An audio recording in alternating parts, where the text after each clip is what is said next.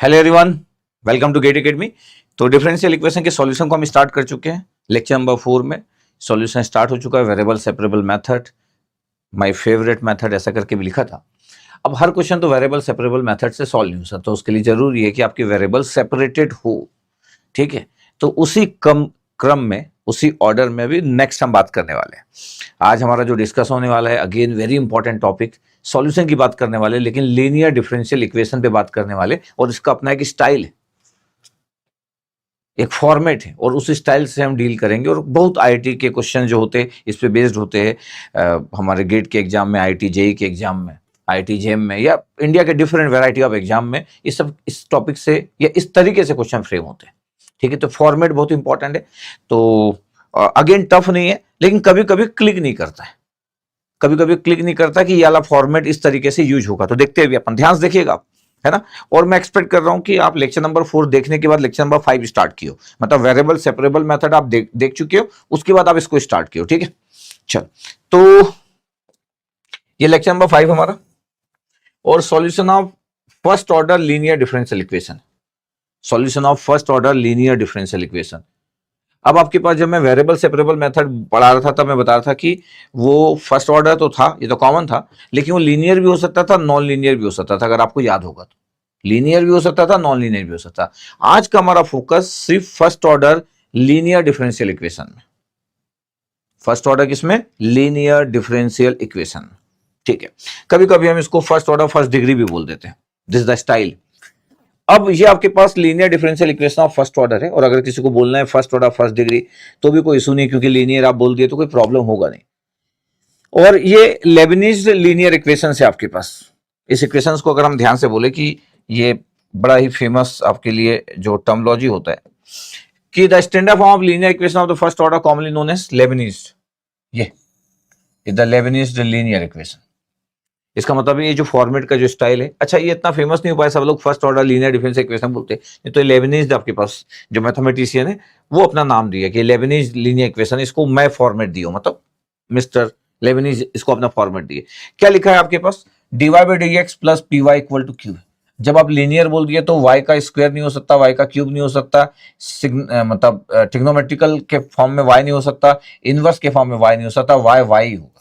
और ये first order first degree अपने आप हो जाएगा, क्योंकि y के साथ कुछ कर नहीं रहे हो। हम बोल रहे हैं पी और क्यू क्या है?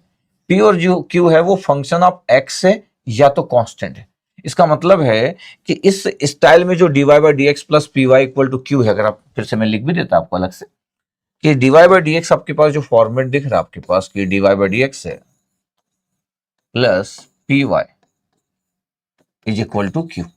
ये सिंपली पी वाई आपके पास ऐसा लिख देते हैं जी, पी वाई ये दिख रहा है आपके पास। अब ध्यान से देखा जाए तो आपका x इंडिपेंडेंट वेरिएबल है, y डिपेंडेंट वेरिएबल है।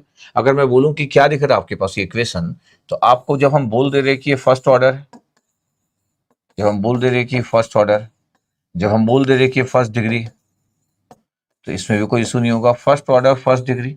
और फिर हम बोल दे रहे कि linear differential equation, the linear differential equation, ये first order first degree linear differential equation. जब आप लीनियर बोल दिए तो ये इसका स्टाइल है। यहाँ पे सबसे इंपॉर्टेंट चीज क्या है? यहाँ पे इंपॉर्टेंट चीज है कि जो P है वो फंक्शन ऑफ x होगा और कांस्टेंट होगा, या तो कोई कांस्टेंट वैल्यू होगी या तो फंक्शन ऑफ x होगा। इसका मतलब बहुत ध्यान से देखा जाए तो ये जो फंक्शन ऑफ x है, x is the independent variable, तो जो P है वो फंक्शन ऑफ इंडिपेंडेंट वेरिएबल है, ये मतलब हुआ। और कांस्टेंट, कोई भी कांस्टेंट वैल्यू होगी। अगर मैं बोलूं कि ये जो Q है वो भी यही होगा, तो मतलब इसका मतलब है कि Q भी सेम स्टाइल है कि फंक्शन ऑफ x होगा और कांस्टेंट होगा, और ये भी इंडिपेंडेंट वेरिएबल है। इसका मतलब है कि जो Q है और P का स्टाइल है वो भी फंक्शन ऑफ इंडिपेंडेंट वेरिएबल होगा और कांस्टेंट होगा।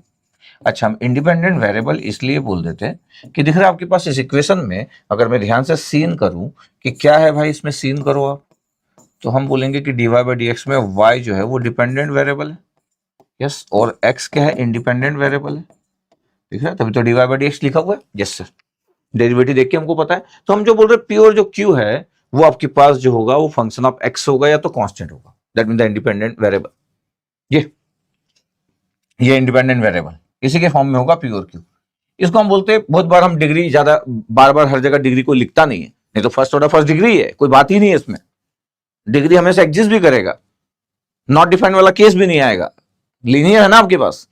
तो बहुत ज्यादा जब हम इसको बोलते हैं तो ये लीनियर डिफरेंशियल इक्वेशन बोल देते हैं, the first order linear differential equation, ये इसका स्टाइल है।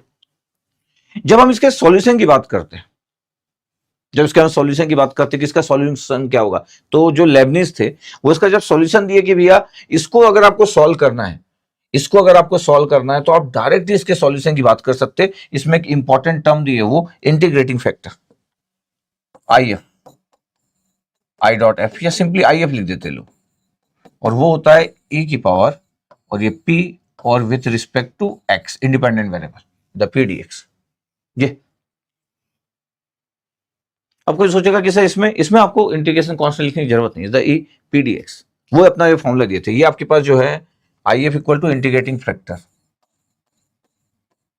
IF equal to integrating factor,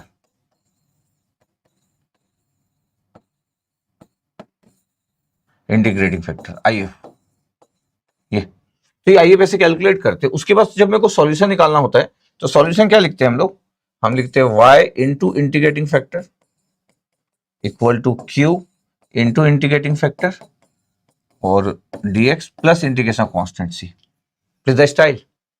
ये आपके पास सॉल्यूशन का स्टाइल है, ये सॉल्यूशन, द सॉल्यूशन स्टाइल।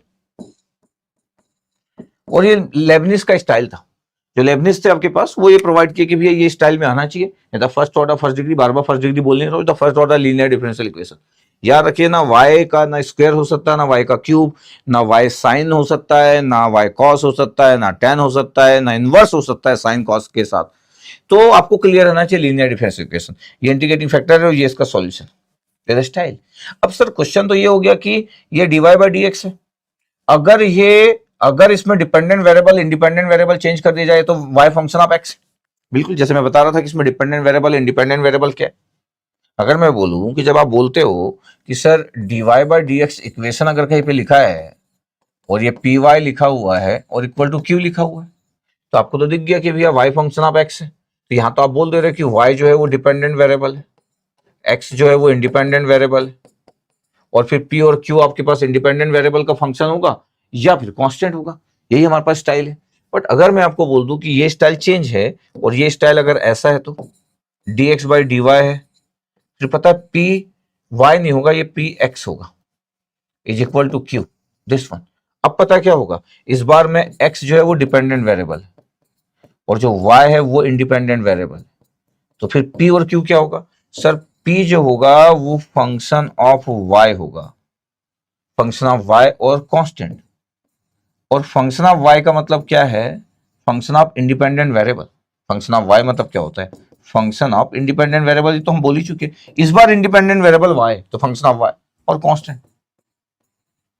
और सिमिलरली क्यू भी ऐसे होगा, सिमिलरली क्यू भी ऐसे होगा, सेम क्यू में भी यही कि क्यू की वैल्यू क्या होगी इस जगह पे, बोले क्यू वही होगा, बोले फंक्शन ऑफ वाई मतलब फंक्शन ऑफ इंडिपेंडेंट वेरिएबल और कांस्टेंट, और कांस्टेंट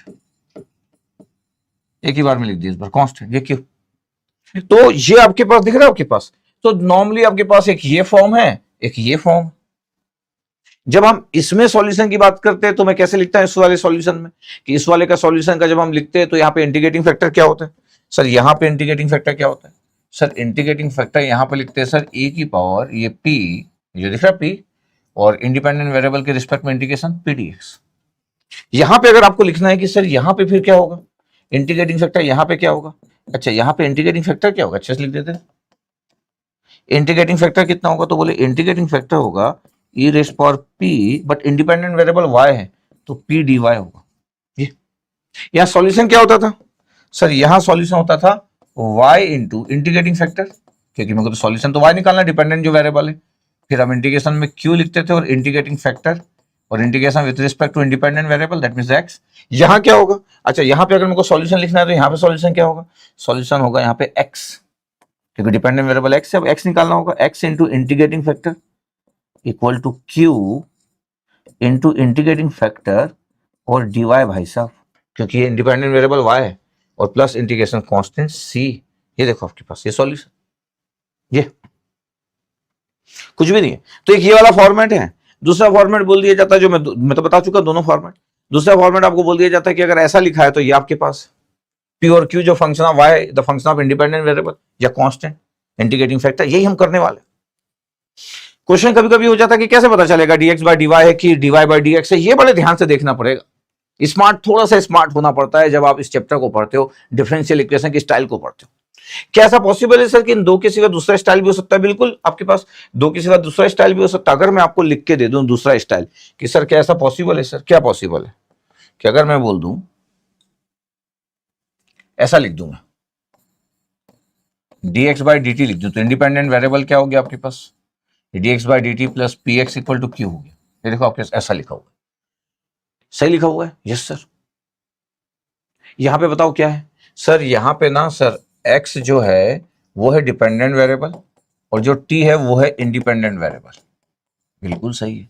यहां पे p क्या होगा सर? p जो होगा वो फंक्शन ऑफ t होगा, that means the independent variable t या इंडिपेंडेंट वेरिएबल, अब तो हमको पता चल चुका है, और कांस्टेंट होगा, यही मतलब था। और सर q भी यही होगा, फंक्शन ऑफ t होगा और t मतलब इंडिपेंडेंट वेरिएबल t है और कांस्टेंट होगा, और कांस्टेंट होगा, और कांस्टेंट होगा। यस। इसका सॉल्यूशन क्या होगा सर? सॉल्यूशन देखो सर, ये देखिए सर, इसमें डिपेंडेंट वेरिएबल क्या है? x है, तो x इंटू इंटीग्रेटिंग फैक्टर होगा। Yes sir. और सॉल्यूशन में q इंटू इंटीग्रेटिंग फैक्टर होगा, और आपके पास इंडिपेंडेंट वेरिएबल क्या है? t है, तो dt प्लस c होगा। बट इंटीग्रेटिंग फैक्टर होगा क्या? अच्छा, इंटीग्रेटिंग फैक्टर होगा e की पावर p। अब आपके पास इंडिपेंडेंट वेरिएबल क्या है? t है, तो ऐसा नहीं कि p dx लिख दोगे, यहाँ पे p dx नहीं लिखना है, p dt होगा आपके पास, दिस वन। ऐसा आपको क्लियर रहना चाहिए इस तरीके से कि कोई भी फॉर्मेट में हो आप लिख सकते हो। और ये सब first order linear first degree differential equation है और बड़ा ही पॉपुलर फॉर्म है।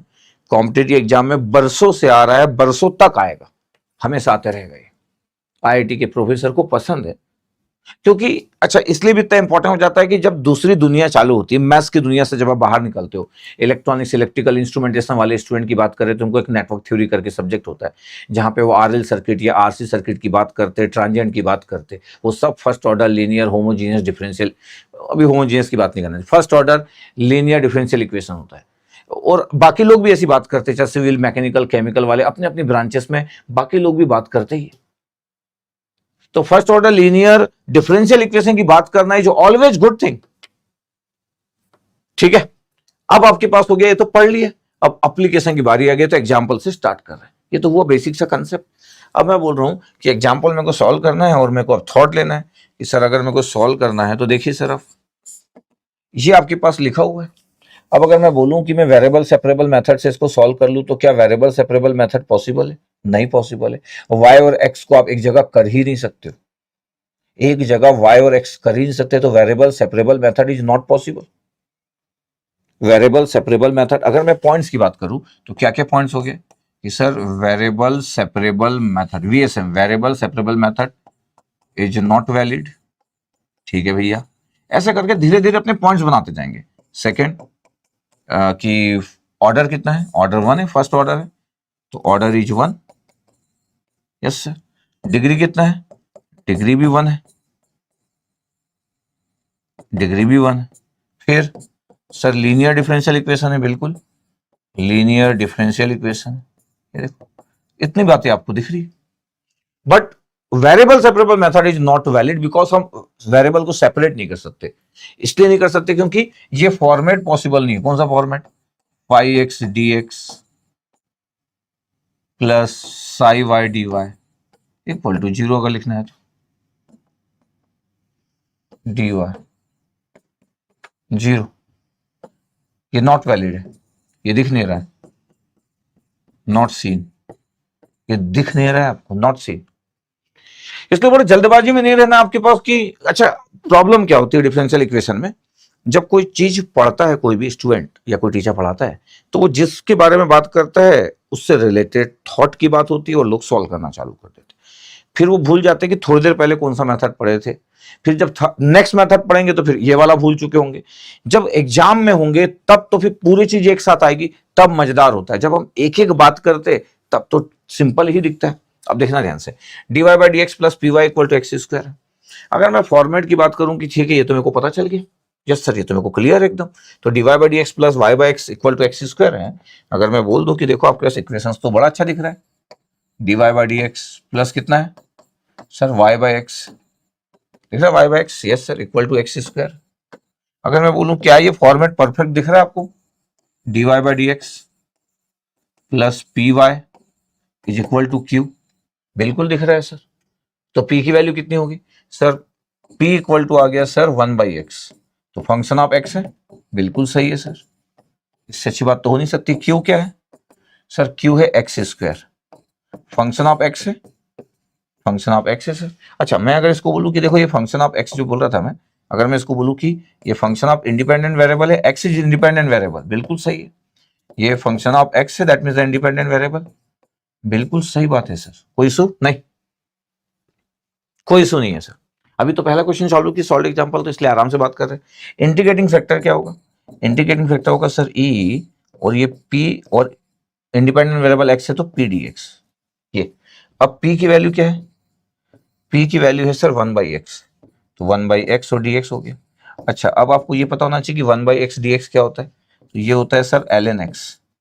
अब e की पावर ln x करोगे तो x आ जाएगा, ये इंटीग्रेटिंग फैक्टर x आ गया, इंटीग्रेटिंग फैक्टर x आ गया। देखो जरा ध्यान से, e की पावर ln x किया ना आपके पास, ठीक है सर ये तो आ गया, x आ गया। अब मेरे को सॉल्यूशन की बात करना है, किसकी बात करना है, सॉल्यूशन की बात करना है। तो मैं सॉल्यूशन की बात ऐसा कर सकता हूं कि sir y into integrating factor लिखते हो आप, equal to q into integrating factor और integration with respect to independent variable, integration constant, ठीक है।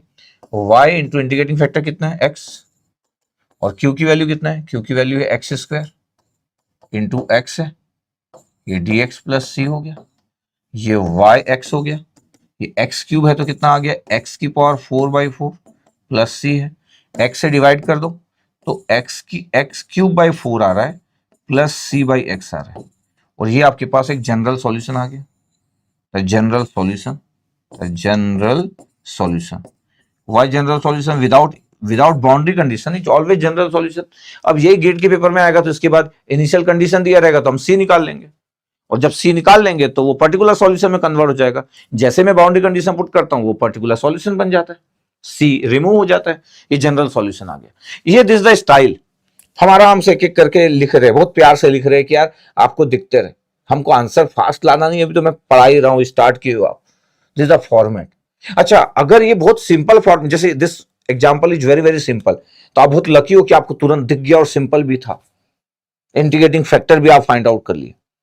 कभी कभी हो सकता है सिर्फ आपसे कोई इंटीग्रेटिंग फैक्टर पूछ ले, अगर कोई आपसे इंटीग्रेटिंग फैक्टर पूछ रहा है तो ये पूरे इंडिया के लिए आसान क्वेश्चन हो गया। क्यों, क्योंकि इंटीग्रेटिंग फैक्टर का जो कंसेप्ट है वो यही पे है, जो लेबनेस जो थे मैथमेटिशियन जो थे वो ये कंसेप्ट दिए थे, तो इंटीग्रेटिंग फैक्टर का कंसेप्ट सिर्फ यही के लिए और किसी के लिए नहीं है। तो अगर कोई इंटीग्रेटिंग फैक्टर पूछता है तो सबको पता चल जाता है कि यार ये format, integrating factor word use नहीं कर रहा है, जैसे हमको तो सिर्फ सॉल्यूशन पूछता है, तो इंटीग्रेटिंग फैक्टर तो आपको खुद निकालना पड़ेगा, तब ये क्वेश्चन अच्छा रहता है कि आपको कैसे पता चलेगा कि ये फॉर्मेट दिया है करके।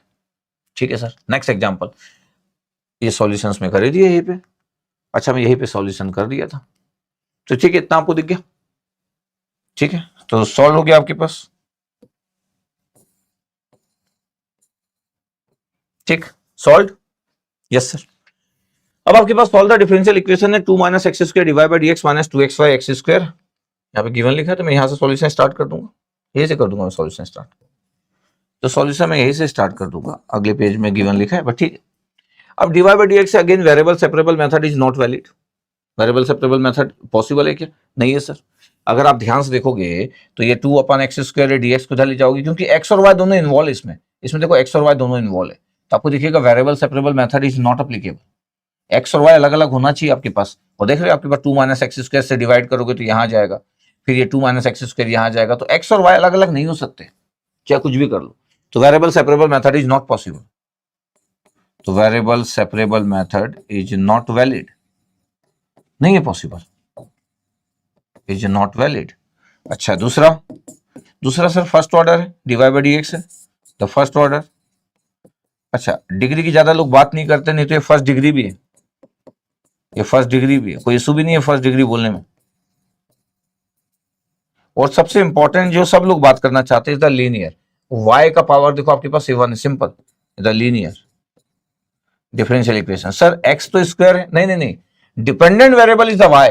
जब y डिपेंडेंट वेरिएबल, इस इक्वेशन को ध्यान से देखो, y is the dependent variable, x is independent variable, तो फिर भैया लीनियर डिफरेंशियल इक्वेशन इसलिए क्योंकि y के साथ कुछ नहीं हो रहा, y देखो सिंगल है, एक्स स्क्वायर होने से कुछ नहीं होता क्योंकि इंडिपेंडेंट वेरिएबल इज x है। अगर यहाँ वाई स्क्वायर होता है तो नॉन लीनियर हो जाता, यही मैं पढ़ा चुका हूं आपको। अच्छा अब अगर ऐसा है तो आप इससे डिवाइड कर लो, इससे अगर मैं डिवाइड कर लूं तो क्या होगा आपके पास, इससे डिवाइड कर लूं तो dy by d x minus 2xy upon 2 minus x square equal to x square upon 2 minus x square. ये है आपके पास। Yes sir. अगर मैं बोलूं क्या ये आपको फॉर्मेट आपके लिए ठीक लग रहा है, क्या format, dy by d x plus p y का इक्वल टू क्यू, क्या ये फॉर्मेट ठीक लग रहा है? तो बोले यस। अगर मैं बोलूं कि p क्या है, तो आपके पास आपको दिखना चाहिए कि सर p और q की वैल्यू क्या है, तो p की वैल्यू कितना है, p की वैल्यू है minus 2x upon 1 minus x square, that means function of x और इंडिपेंडेंट वेरिएबल एक ही बात है, फंक्शन ऑफ x और x इंडिपेंडेंट वेरिएबल है।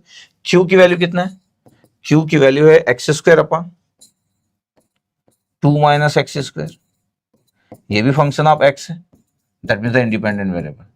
तो कोई इशू दिख रहा है क्या, नहीं, कुछ भी इशू नहीं है, फॉर्मेट में कोई भी इशू नहीं है, p और q में आप ध्यान से देखोगे कुछ भी इशू नहीं है, द लीनियर डिफरेंशियल इक्वेशन है। तो अब मेरे को इंटीग्रेटिंग फैक्टर मेरे को फाइंड आउट करना है, तो मैं इंटीग्रेटिंग फैक्टर फाइंड आउट करने चले जाता हूं कि भैया इंटीग्रेटिंग फैक्टर क्या होगा।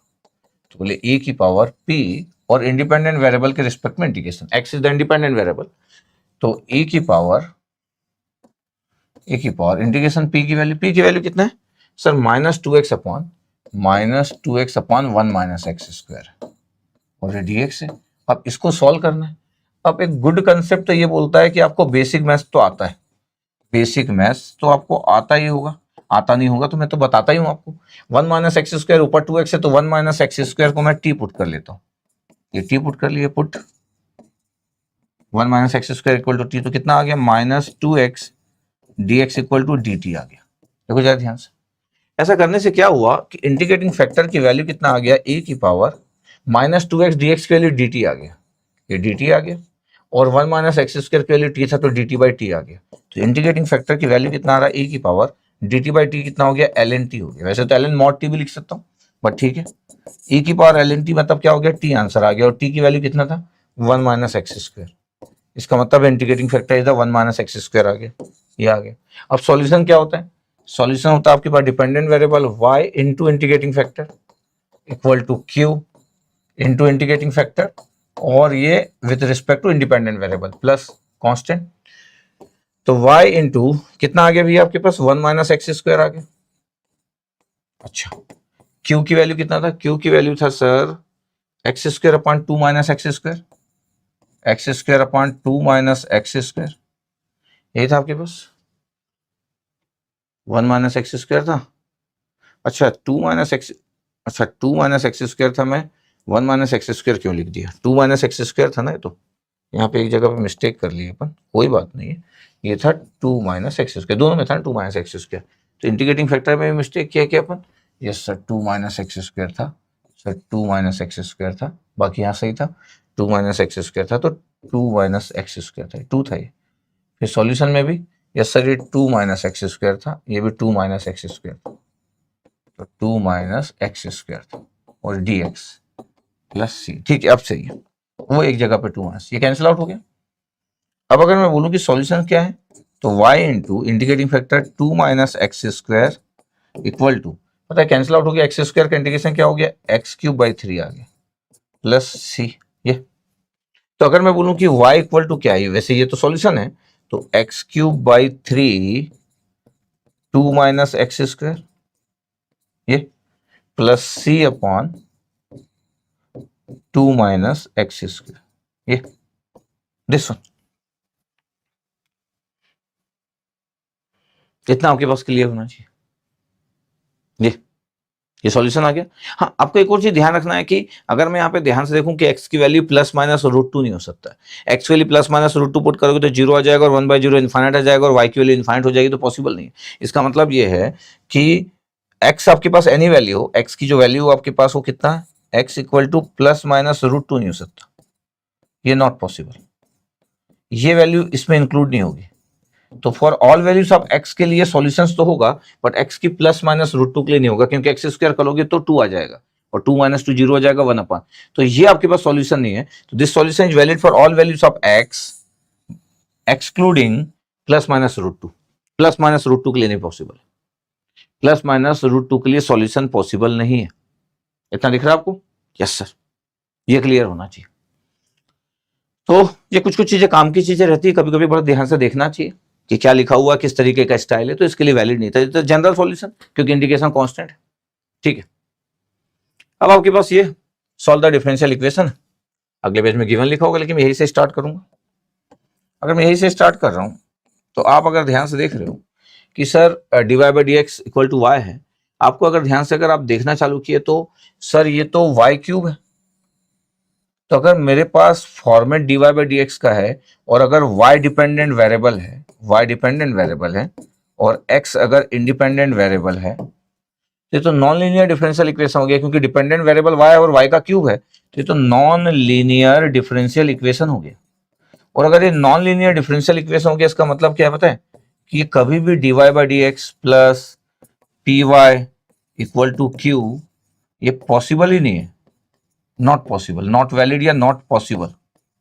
ये फॉर्मेट पॉसिबल ही नहीं है लेबनास का, ये फॉर्मेट पॉसिबल ही नहीं है, क्योंकि ये तो लीनियर डिफरेंशियल इक्वेशन का फॉर्मेट है। आपके पास तो y³ लिखा हुआ है। इतना स्मार्ट रहना आपके पास, इसलिए बड़े ध्यान से मेरी बातों को सुनना है। देखा आपके पास, यस सर ये तो पॉसिबल नहीं दिख रहा। अगर आपके पास ये dy/dx है तो y का क्यूब, y का स्क्वायर, ये सब नहीं हो सकता। तो फिर सर अभी ध्यान से देखना, आपके पास अगर मैं बोल रहा हूं कि ये dy/dx की वैल्यू, ये तो फॉर्मेट वैलिड ही नहीं है, आप बोल रहे हो हाँ ये फॉर्मेट वैलिड नहीं है। dy/dx इक्वल टू क्या है पता आपके पास, y/x प्लस 2y³। तो dy/dx प्लस py का तो फॉर्मेट पॉसिबल ही नहीं है। बट अगर मैं थोड़ा स्मार्टली इसको हैंडल कर लूं और मैं बोलूं कि अगर मैं dx/dy लिखता तो, अच्छा dx/dy लिखते तो ये ऊपर चला जाता, x प्लस 2y का क्यूब अपॉन y हो जाता। अच्छा हाँ, फिर क्या होता, फिर dx/dy होता। फिर आपके पास अगर आप डिवाइड करते तो माइनस x/y आ जाता, और इधर y से डिवाइड होता तो कितना आ जाता, 2y² हो जाता। y से डिवाइड के तो यही आ रहा है, देखो ध्यान से। इसका मतलब ये कौन सा फॉर्मेट हो गया, ये फॉर्मेट आपके पास ये हो गया कि dx/dy, ध्यान देखना, dx/dy plus px equal to q। ये देखो सही दिख रहा है आपको। और p अगर ध्यान से अगर देखोगे तो p देखो क्या है सर, p की वैल्यू -1/y, इसका मतलब p फंक्शन ऑफ y और y इंडिपेंडेंट वेरिएबल। बिल्कुल सही। q की वैल्यू कितना है सर, q की वैल्यू 2y² है और ये फंक्शन ऑफ y है, that means the independent variable. इसलिए क्योंकि इस इक्वेशन में, इस इक्वेशन को ध्यान से देखा जाए तो पता आपके पास डिपेंडेंट वेरिएबल x है और independent variable y, this one is always important. देखो, इसलिए this format is very important. ये एकदम सही दिख रहा है आपको? यस सर एकदम सही दिख रहा है। तो अब अगर मैं बोल रहा हूं कि देखो यार मेरे पास फॉर्मेट क्या था, dx/dy। अच्छा हम तो ये टॉपिक पढ़ रहे हैं इसलिए हमको क्लिक भी कर जाएगा। जब आप एग्जाम में रहोगे तो फिर तो कई बार क्लिक नहीं करता है, टीचर को तो क्लिक कर जाता है, एक स्टूडेंट को कई बार क्लिक ही नहीं करता। अभी तो आप यही पढ़ रहे हो तो दिमाग काम कर रहा है। एग्जाम में जब आप बहुत सारे सब्जेक्ट के साथ, जब आप मैथ्स का क्वेश्चन देखोगे और मैथ्स में भी डिफरेंशियल इक्वेशन के इतने फॉर्मेट देखोगे तो फिर बहुत अच्छा प्रैक्टिस थॉट होना जरूरी है। दिस वन इंटीग्रेटिंग फैक्टर क्या होगा, इंटीग्रेटिंग फैक्टर सर e की पावर p तो होगा, लेकिन sir integration with respect to independent variable और इंडिपेंडेंट वेरिएबल इज y, तो p dy होगा सर। तो e की पावर p की वैल्यू कितना था, -1/y था सर, और dy होगा। तो ध्यान देखो क्या हो गया, e की पावर माइनस तो था 1/y, dy क्या हो गया, ln y हो गया। अगर मैं ध्यान से देखूं तो e की पावर माइनस को उधर ले जाऊं तो ln y का इनवर्स, -1 इधर आ जाता है, e की पावर ln कैंसिल आउट हो गया। पता है इंटीग्रेटिंग फैक्टर कितना आ रहा है, जो माइनस था ऊपर चला गया तो y का इनवर्स बन गया answer, that means the 1/y is the integrating factor. अब सॉल्यूशन क्या होगा? सॉल्यूशन अगर आप मैं बोलूं कि सॉल्यूशन क्या होगा तो x इंटू इंटीग्रेटिंग फैक्टर होगा equal to q into integrating factor थोड़ी देर पहले लिखा था और with respect to independent variable और वो है y। तो x into 1/y is equal to q कितना था 2y square into 1/y dy plus c. Y y cancel out हुआ, एक वाई बच गया तो वाई स्क्वायर बाई 2 आ रहा है। तो अगर मैं सॉल्यूशन की बात करूं तो x बाई वाई, यहां से कितना आ गया, एक वाई कैंसिल आउट हो गया, एक वाई कैंसिल आउट हो गया, एक वाई बचा, वाई स्क्वायर बाई 2 करूंगा तो सिर्फ वाई स्क्वायर बच रहा है, इसमें सिर्फ क्या पूछ रहा है वाई स्क्वायर बच रहा है और 2 कैंसिल आउट हो गया प्लस सी आ गया। पता अब x इज द सॉल्यूशन तो y का मल्टीप्लाई किया तो आपको तो x निकालना था आपके पास, तो अगर y मल्टीप्लाई कर दिया x बाई वाई आ रहा था यस सर, तो y cube plus c Y आ गया। देखो जरा ध्यान से, ये सॉल्यूशन लिखो चाहिए सॉल्यूशन लिखो, इतना आपको दिखना चाहिए, देख लीजिए ध्यान से ये इतना आंसर। अब देखो ये फॉर्मेट जो था आपके पास है दिखा, first order first degree linear differential equation है, बट इंटीग्रेटिंग फैक्टर लिखने का स्टाइल देखे, इसको बोलते हैं कि आपको इतना बेहतरीन टाइप से आना चाहिए, नहीं तो एक स्टूडेंट परेशान हो जाएगा, वो तो डीवाई बाई डीएक्स देख रहा है। अच्छा, एक स्टूडेंट कई बार इस बात पे ध्यान ही नहीं देता है कि लीनियर डिफरेंशियल इक्वेशन है और y is the dependent variable, x is the independent variable, तो वाई क्यूब नहीं हो सकता, क्योंकि उसको इस बात से कोई मतलब नहीं, उसको सिर्फ फॉर्मेट याद है, फिर फॉर्मेट में सेट करने की कोशिश कर रहा है और सेट नहीं हो रहा तो फिर परेशान हो रहा है, या सेट हो गया तो हैप्पी हो गया, सेट नहीं हुआ तो परेशान हो रहा है, उसको ज्यादा कुछ पता नहीं है उसको। इसलिए पहली क्लास से मैं इंडिपेंडेंट और डिपेंडेंट वेरिएबल पे फोकस किया हूं। अगर आपको अच्छे से याद है तो इस चैप्टर का स्टार्टिंग ही मेरा ऐसा हुआ है, इंडिपेंडेंट और डिपेंडेंट वेरिएबल।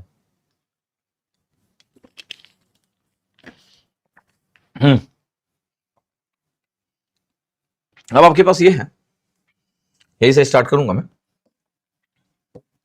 अगर मैं बोल रहा हूं कि देखो ध्यान से सॉल्यूशन की बात करने वाला हूं, अब आपके पास ये देखो d y by d x दिख रहा है। अब मैं बोल रहा हूं कि यार अगर y, if y is dependent variable, if y is dependent variable, x is independent variable, तो डेरिवेटिव क्या होगा, dy by dx का फॉर्मेट होगा dy by dx plus p y equal to q, यही फॉर्मेट होगा। बट आपके पास इस वाली जगह पे यही फॉर्मेट होना चाहिए, बट अगर ऐसा है आपके पास तो आपको दिख गया कि ये वैलिड नहीं है, बिकॉज यहां पे आ गया वाई स्क्वायर ये, और यहां पे आ गया tan inverse y, tan inverse y, इसका मतलब है कि dy बाई डी एक्स का फॉर्मेट वैलिड ही नहीं है, क्योंकि तो नॉन लीनियर आ रहा है। अगर y डिपेंडेंट वेरिएबल है तो ये वाई स्क्वायर और ये इसको देख के तो आपको पता चल गया तो नॉन लीनियर आ रहा है।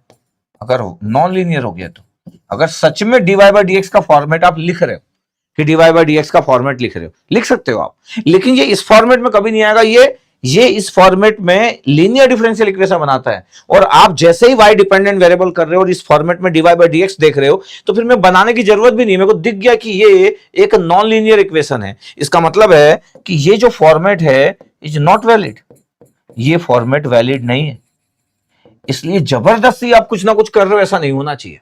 तो सर फिर कैसे करेंगे, तो आप क्या करो, dy को यहां से डिवाइड करो, 1 प्लस वाई स्क्वायर को यहां से डिवाइड करो। मतलब मैं क्या करने वाला हूं पता है, dy को यहां से डिवाइड करूंगा तो ये dx बाई dy आ गया, और 1 प्लस वाई स्क्वायर पूरे में से डिवाइड करूंगा, 1 प्लस वाई स्क्वायर पूरे में से डिवाइड और dy भी पूरे में से डिवाइड, तो dy यहां आ गया, वहां से गया, 1 प्लस वाई स्क्वायर उधर चला गया, पता कितना आ गया, x माइनस e की power minus tan inverse y upon 1 plus y square equal to 0। Yes sir.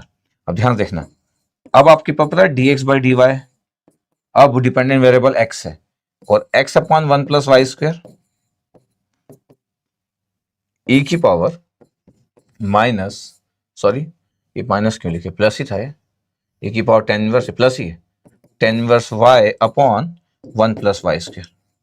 अब y का स्क्वायर है, अब कुछ भी प्रॉब्लम नहीं है, ये लीनियर ही है, क्यों, क्योंकि इस बार ना इस इक्वेशन में ना x डिपेंडेंट वेरिएबल है, hello x is dependent variable और x डिपेंडेंट वेरिएबल है और y इज इंडिपेंडेंट वेरिएबल, तो y का स्क्वायर हो चाहे टेन इनवर्स y, उससे क्या फर्क पड़ता है, is a linear differential equation. इसका मतलब इसका फॉर्मेट अगर देखा जाए तो dx upon dy plus p x is equal to q, दिख रहा है आपके पास, is the first order linear differential equation, the first order LD linear differential equation, valid, बिल्कुल वैलिड, ये आपके पास फॉर्मेट आ गया, ठीक है। तो इक्वेशन का स्टाइल क्या हो गया, dx by d y plus x upon 1 plus y square is equal to e की power tan inverse y upon 1 plus y square. Format ठीक है, यस सर फॉर्मेट ठीक है। इसमें अगर मैं बोलूं कि p की वैल्यू कितना है, तो p की वैल्यू है 1 upon y square, that mean the function of y, और वो है इंडिपेंडेंट वेरिएबल, बिल्कुल सही है। q कितना है, q है e की power tan inverse y upon 1 plus y square, और ये भी फंक्शन ऑफ y है और ये भी है इंडिपेंडेंट वेरिएबल, तो कोई इशू नहीं। इंटीग्रेटिंग फैक्टर क्या होगा, इंटीग्रेटिंग जो फैक्टर होता है e की पावर p, और integration with respect to independent variable, और वो y है तो p dy होगा। e की पावर p और p की वैल्यू कितना है sir, 1 upon 1 plus y square, और dy क्या हो गया भैया सर, तो tan इनवर्स हो गया e की पावर tan इनवर्स y, ये हो गया इंटीग्रेटिंग फैक्टर। ये अब मेरे को सॉल्यूशन की बात करना है, इतना सिंपल। अब अगर मेरे को सॉल्यूशन की बात करना है तो सॉल्यूशन क्या होगा, x into integrating factor equal to q into integrating factor, और ये क्या हो गया with respect to dy plus c with respect to independent variable integration. Yes sir, तो क्या हो गया x into e raise power tan inverse y, tan inverse y, और क्या है भैया q की वैल्यू, q की वैल्यू है sir e raise power tan inverse y upon 1 plus y square, ये q है, इंटू और integrating factor e raise power tan inverse y, और ये dy प्लस कांस्टेंट। अरे ये तो बड़ा सा दिख रहा है, नहीं कुछ नहीं, अगर आप थोड़ा सा भी ध्यान दोगे तो आपको दिखेगा इसमें कि पुट करो, क्या पुट करो, क्या पुट करो sir, tan inverse y equal to t put कर लो, तो tan inverse y equal to t put करोगे तो 1 अपॉन 1 प्लस वाई स्क्वायर हो जाएगा, और ये dy आ जाएगा, और ये dt आ गया। अब देखो आपका काम हो गया, कैसे काम हो गया, अगर मैं बोलूं कि ये x into e raise power tan inverse y है, बिल्कुल सही। अब बताओ dy upon 1 plus y square dt आ गया, तो e की पावर t इंटू ई की पावर t, और ये dt हो गया, नहीं हो गया, हो गया। e की पावर t आपके पास यहां पे भी था, कितना दिख रहा है, यस सर, और ये आपके पास c हो गया, तो e की पावर 2t था, तो e की पावर 2t, तो e की power 2t divide by 2 plus c, और ये x इंटू e की पावर tan इनवर्स y। ये अब बता 2t है क्या, अगर ध्यान से देखा जाए तो क्या आपके पास, अगर इनको सॉल्यूशन लिखना है एक स्टेप और बढ़ा लेते कि क्या है x इंटू ई की पावर tan इनवर्स y, और ये कितना हो गया e की पावर 2t, और t की वैल्यू कितना था tan इनवर्स, e की power 2 tan inverse y divide by 2 plus c. अच्छा ऐसा सॉल्यूशन लिखा रहेगा, बिल्कुल ऐसा सॉल्यूशन लिखा रहेगा, जनरल सॉल्यूशन। अब tan इनवर्स अगर आपको डिवाइड करना है तो आप ऐसा भी लिख सकते हो कि tan इनवर्स में डिवाइड किया सर, तो e की पावर tan इनवर्स था तो 2 tan इनवर्स था, बेस आपके पास सेम है, तो ये पावर आपके पास 2 tan इनवर्स y था, तो आपके पास ये माइनस tan इनवर्स y की है, तो e की पावर tan इनवर्स y हो गया sir, divide by 2 plus C e की power minus tan inverse y। ये भी आपके पास सॉल्यूशन लिख सकते हो, कैसा भी लिखा हो सकता है, कभी कभी बड़ा फॉर्मेट में रहता तो यही लिखा रहता है, but there is no issue. अच्छा इसी को इजी करने के लिए बाउंड्री कंडीशन दे देते हैं, बाउंड्री कंडीशन से आपका जो कांस्टेंट है वो निकल जाता है, जो आर्बिट्री कांस्टेंट है उसकी वैल्यू निकल जाती है, और वैसे भी फर्स्ट ऑर्डर चल ही रहा आपके पास, तो एक ही आर्बिट्री कांस्टेंट आपको देखने का मौका मिलेगा, बस। Okay yes sir. अब सॉल्व द डिफरेंशियल इक्वेशन एक और लिया, इसके बाद फिर मैं गेट के क्वेश्चन लेता हूँ। अगर मैं बात कर रहा हूँ कि मेरे को सॉल्यूशन की बात करना है, तो मैं फिर से बोल रहा हूँ कि अगर मैं ध्यान से अगर देखूं आपके पास, तो वेरिएबल सेपरेबल मेथड आपके पास हो नहीं सकता, एक साथ सेपरेट नहीं हो सकते एक्स और वाई। सेकंड चीज ये है कि अगर मैं बोल रहा हूँ कि if y is the function of x, y function of x है, मतलब y डिपेंडेंट वेरिएबल है।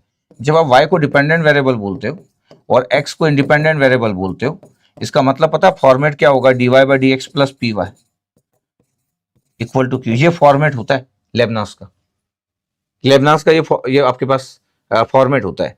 बट हमको दिखा कि सर ये फॉर्मेट पॉसिबल नहीं है। क्यों पॉसिबल नहीं है भाई साहब? सर इसलिए पॉसिबल नहीं है क्योंकि इस फॉर्मेट में तो सर ये तो लीनियर डिफरेंशियल इक्वेशन है, ये तो वाई स्क्वायर है सर, ये तो कॉट वाई है सर, तो सर कॉट वाई और वाई स्क्वायर है सर, तो ये लीनियर कहाँ हुआ?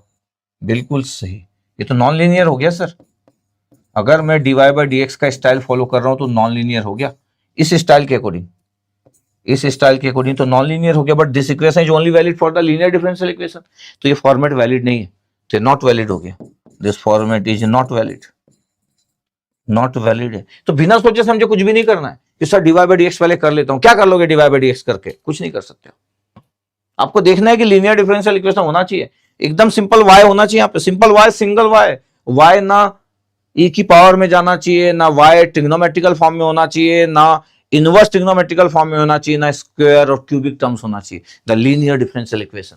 इसलिए जैसे आप देखते हो कि ये y है, इसका मतलब है कि सर अगर मैं इसको चेंज करके लिखूं तो, अगर मैं इसको ऐसा लिखूं तो कैसा, if x is function of y, if x is function of y, तब क्या होगा सर, x डिपेंडेंट वेरिएबल होगा, बिल्कुल सही। y क्या होगा, इंडिपेंडेंट वेरिएबल होगा। इस केस में फॉर्मेट क्या होगा, अच्छा इस केस में फॉर्मेट dx बाई dy होगा प्लस px होगा इक्वल टू q होगा, ये होगा फॉर्मेट। अगर मैं ध्यान से अगर बोलूं कि dx बाई आपके पास dy बाई dx आपके पास इतना दिख रहा है, आपके पास dx बाई dy अगर मेरे को लिखना है तो 2xy 1 माइनस कॉट y है, पहले उससे डिवाइड कर लो आपके पास, यस सर। तो अगर मैं बोल दूं कि 2xy से आपके पास डिवाइड कर लेते हैं हम 1 प्लस वाई स्क्वायर, तो dx बाई dy का मल्टीप्लाई कर लेते हैं। तो अगर मैं बोल रहा हूं कि क्यों ना मैं dx बाई dy का मल्टीप्लाई कर लूं, तो dx by dy into 1 plus y square हो गया पहला टर्म, और यहां पे dx बाई dy करें तो कितना आ गया 2xy माइनस कॉट y आ गया equal to 0। 1 plus y square से डिवाइड करो तो dx by dy plus 2xy upon 1 plus y square, और ये cot y upon 1 plus y square. क्या फॉर्मेट सही है? हाँ ये फॉर्मेट सही है, ये the first order linear differential equation. अब देखो यहाँ पे क्या वैल्यू है, अगर मैं ध्यान से अगर बोलूं आपको कि यार ये तो आपको दिख रहा है, इन दोनों इक्वेशंस को अगर ध्यान से देखूं तो क्या दिख रहा है, p की वैल्यू कितना दिख रहा है कि सर p की वैल्यू तो आ गया सर, क्या आ गया p की value sir 2y upon 1 plus y square.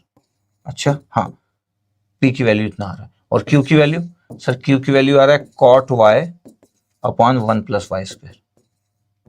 इसका मतलब है ये तो p function of independent variable आ गया, बिल्कुल सर, और q भी फंक्शन ऑफ इंडिपेंडेंट वेरिएबल आ गया, एकदम परफेक्ट फॉर्मेट है सर ये, देखो ध्यान से, यस ये परफेक्ट। तो कई बार आपको स्मार्ट होना पड़ता है, कई बार आपको स्मार्ट होना पड़ता है। अच्छा आगे सॉल्व होगा नहीं होगा तो आगे की बात है कि आपका मैथ्स कितना अच्छा है। अगर ये मेरे पास फॉर्मेट आ गया तो मैं तो फिर सॉल्यूशन निकालने के लिए इंटीग्रेटिंग फैक्टर की हेल्प लूंगा, बिल्कुल लेंगे हम।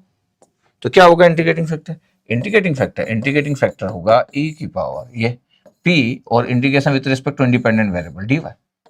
e p की वैल्यू है कितना, 2y upon 1 plus y square, 2y upon 1 plus y square, और ये dy।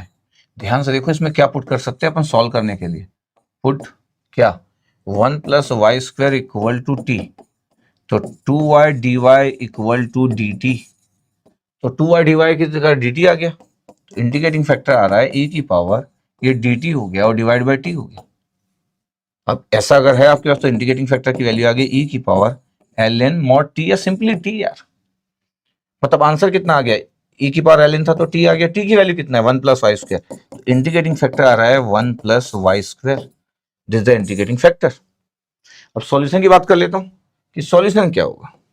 सर सॉल्यूशंस की अगर आप बात कर रहे हो तो ये हो गया x into integrating factor equal to, बार बार मैं इसलिए लिखता हूं कि अच्छी प्रैक्टिस होना चाहिए और सोच भी अच्छा होना चाहिए, dy प्लस इंटीग्रेशन कांस्टेंट सी x का मल्टीप्लाई इंटीग्रेटिंग फैक्टर मतलब 1 प्लस वाई स्क्वायर के साथ, यस सर, और ये कितना हो गया q की वैल्यू। अच्छा q की वैल्यू को बड़ा ध्यान से देखना पड़ेगा कि q की वैल्यू था कॉट y, q की वैल्यू था cot y upon 1 plus y square, और इंटीग्रेटिंग फैक्टर है 1 प्लस वाई स्क्वायर और dy प्लस सी। अगर मैं ध्यान से देखूं तो 1 plus y square cancel out हो गया, ये कितना आंसर आ गया, ये आंसर आ गया x into 1 plus y square, और ये इंटीग्रेशन आ गया कॉट y dy। अच्छा कई बार मैं पूछूं कि इंटीग्रेशन ऑफ कॉट y क्या होता है तो कई लोगों को याद नहीं आता, और आसान भी नहीं है कि हर बार आपको हर चीजें याद हो, हर बार आपको हर चीज याद हो, ऐसे मैं मानता भी नहीं हूं। किसी को याद है तो अच्छी बात है, कुछ गिनती के लोग होते हैं।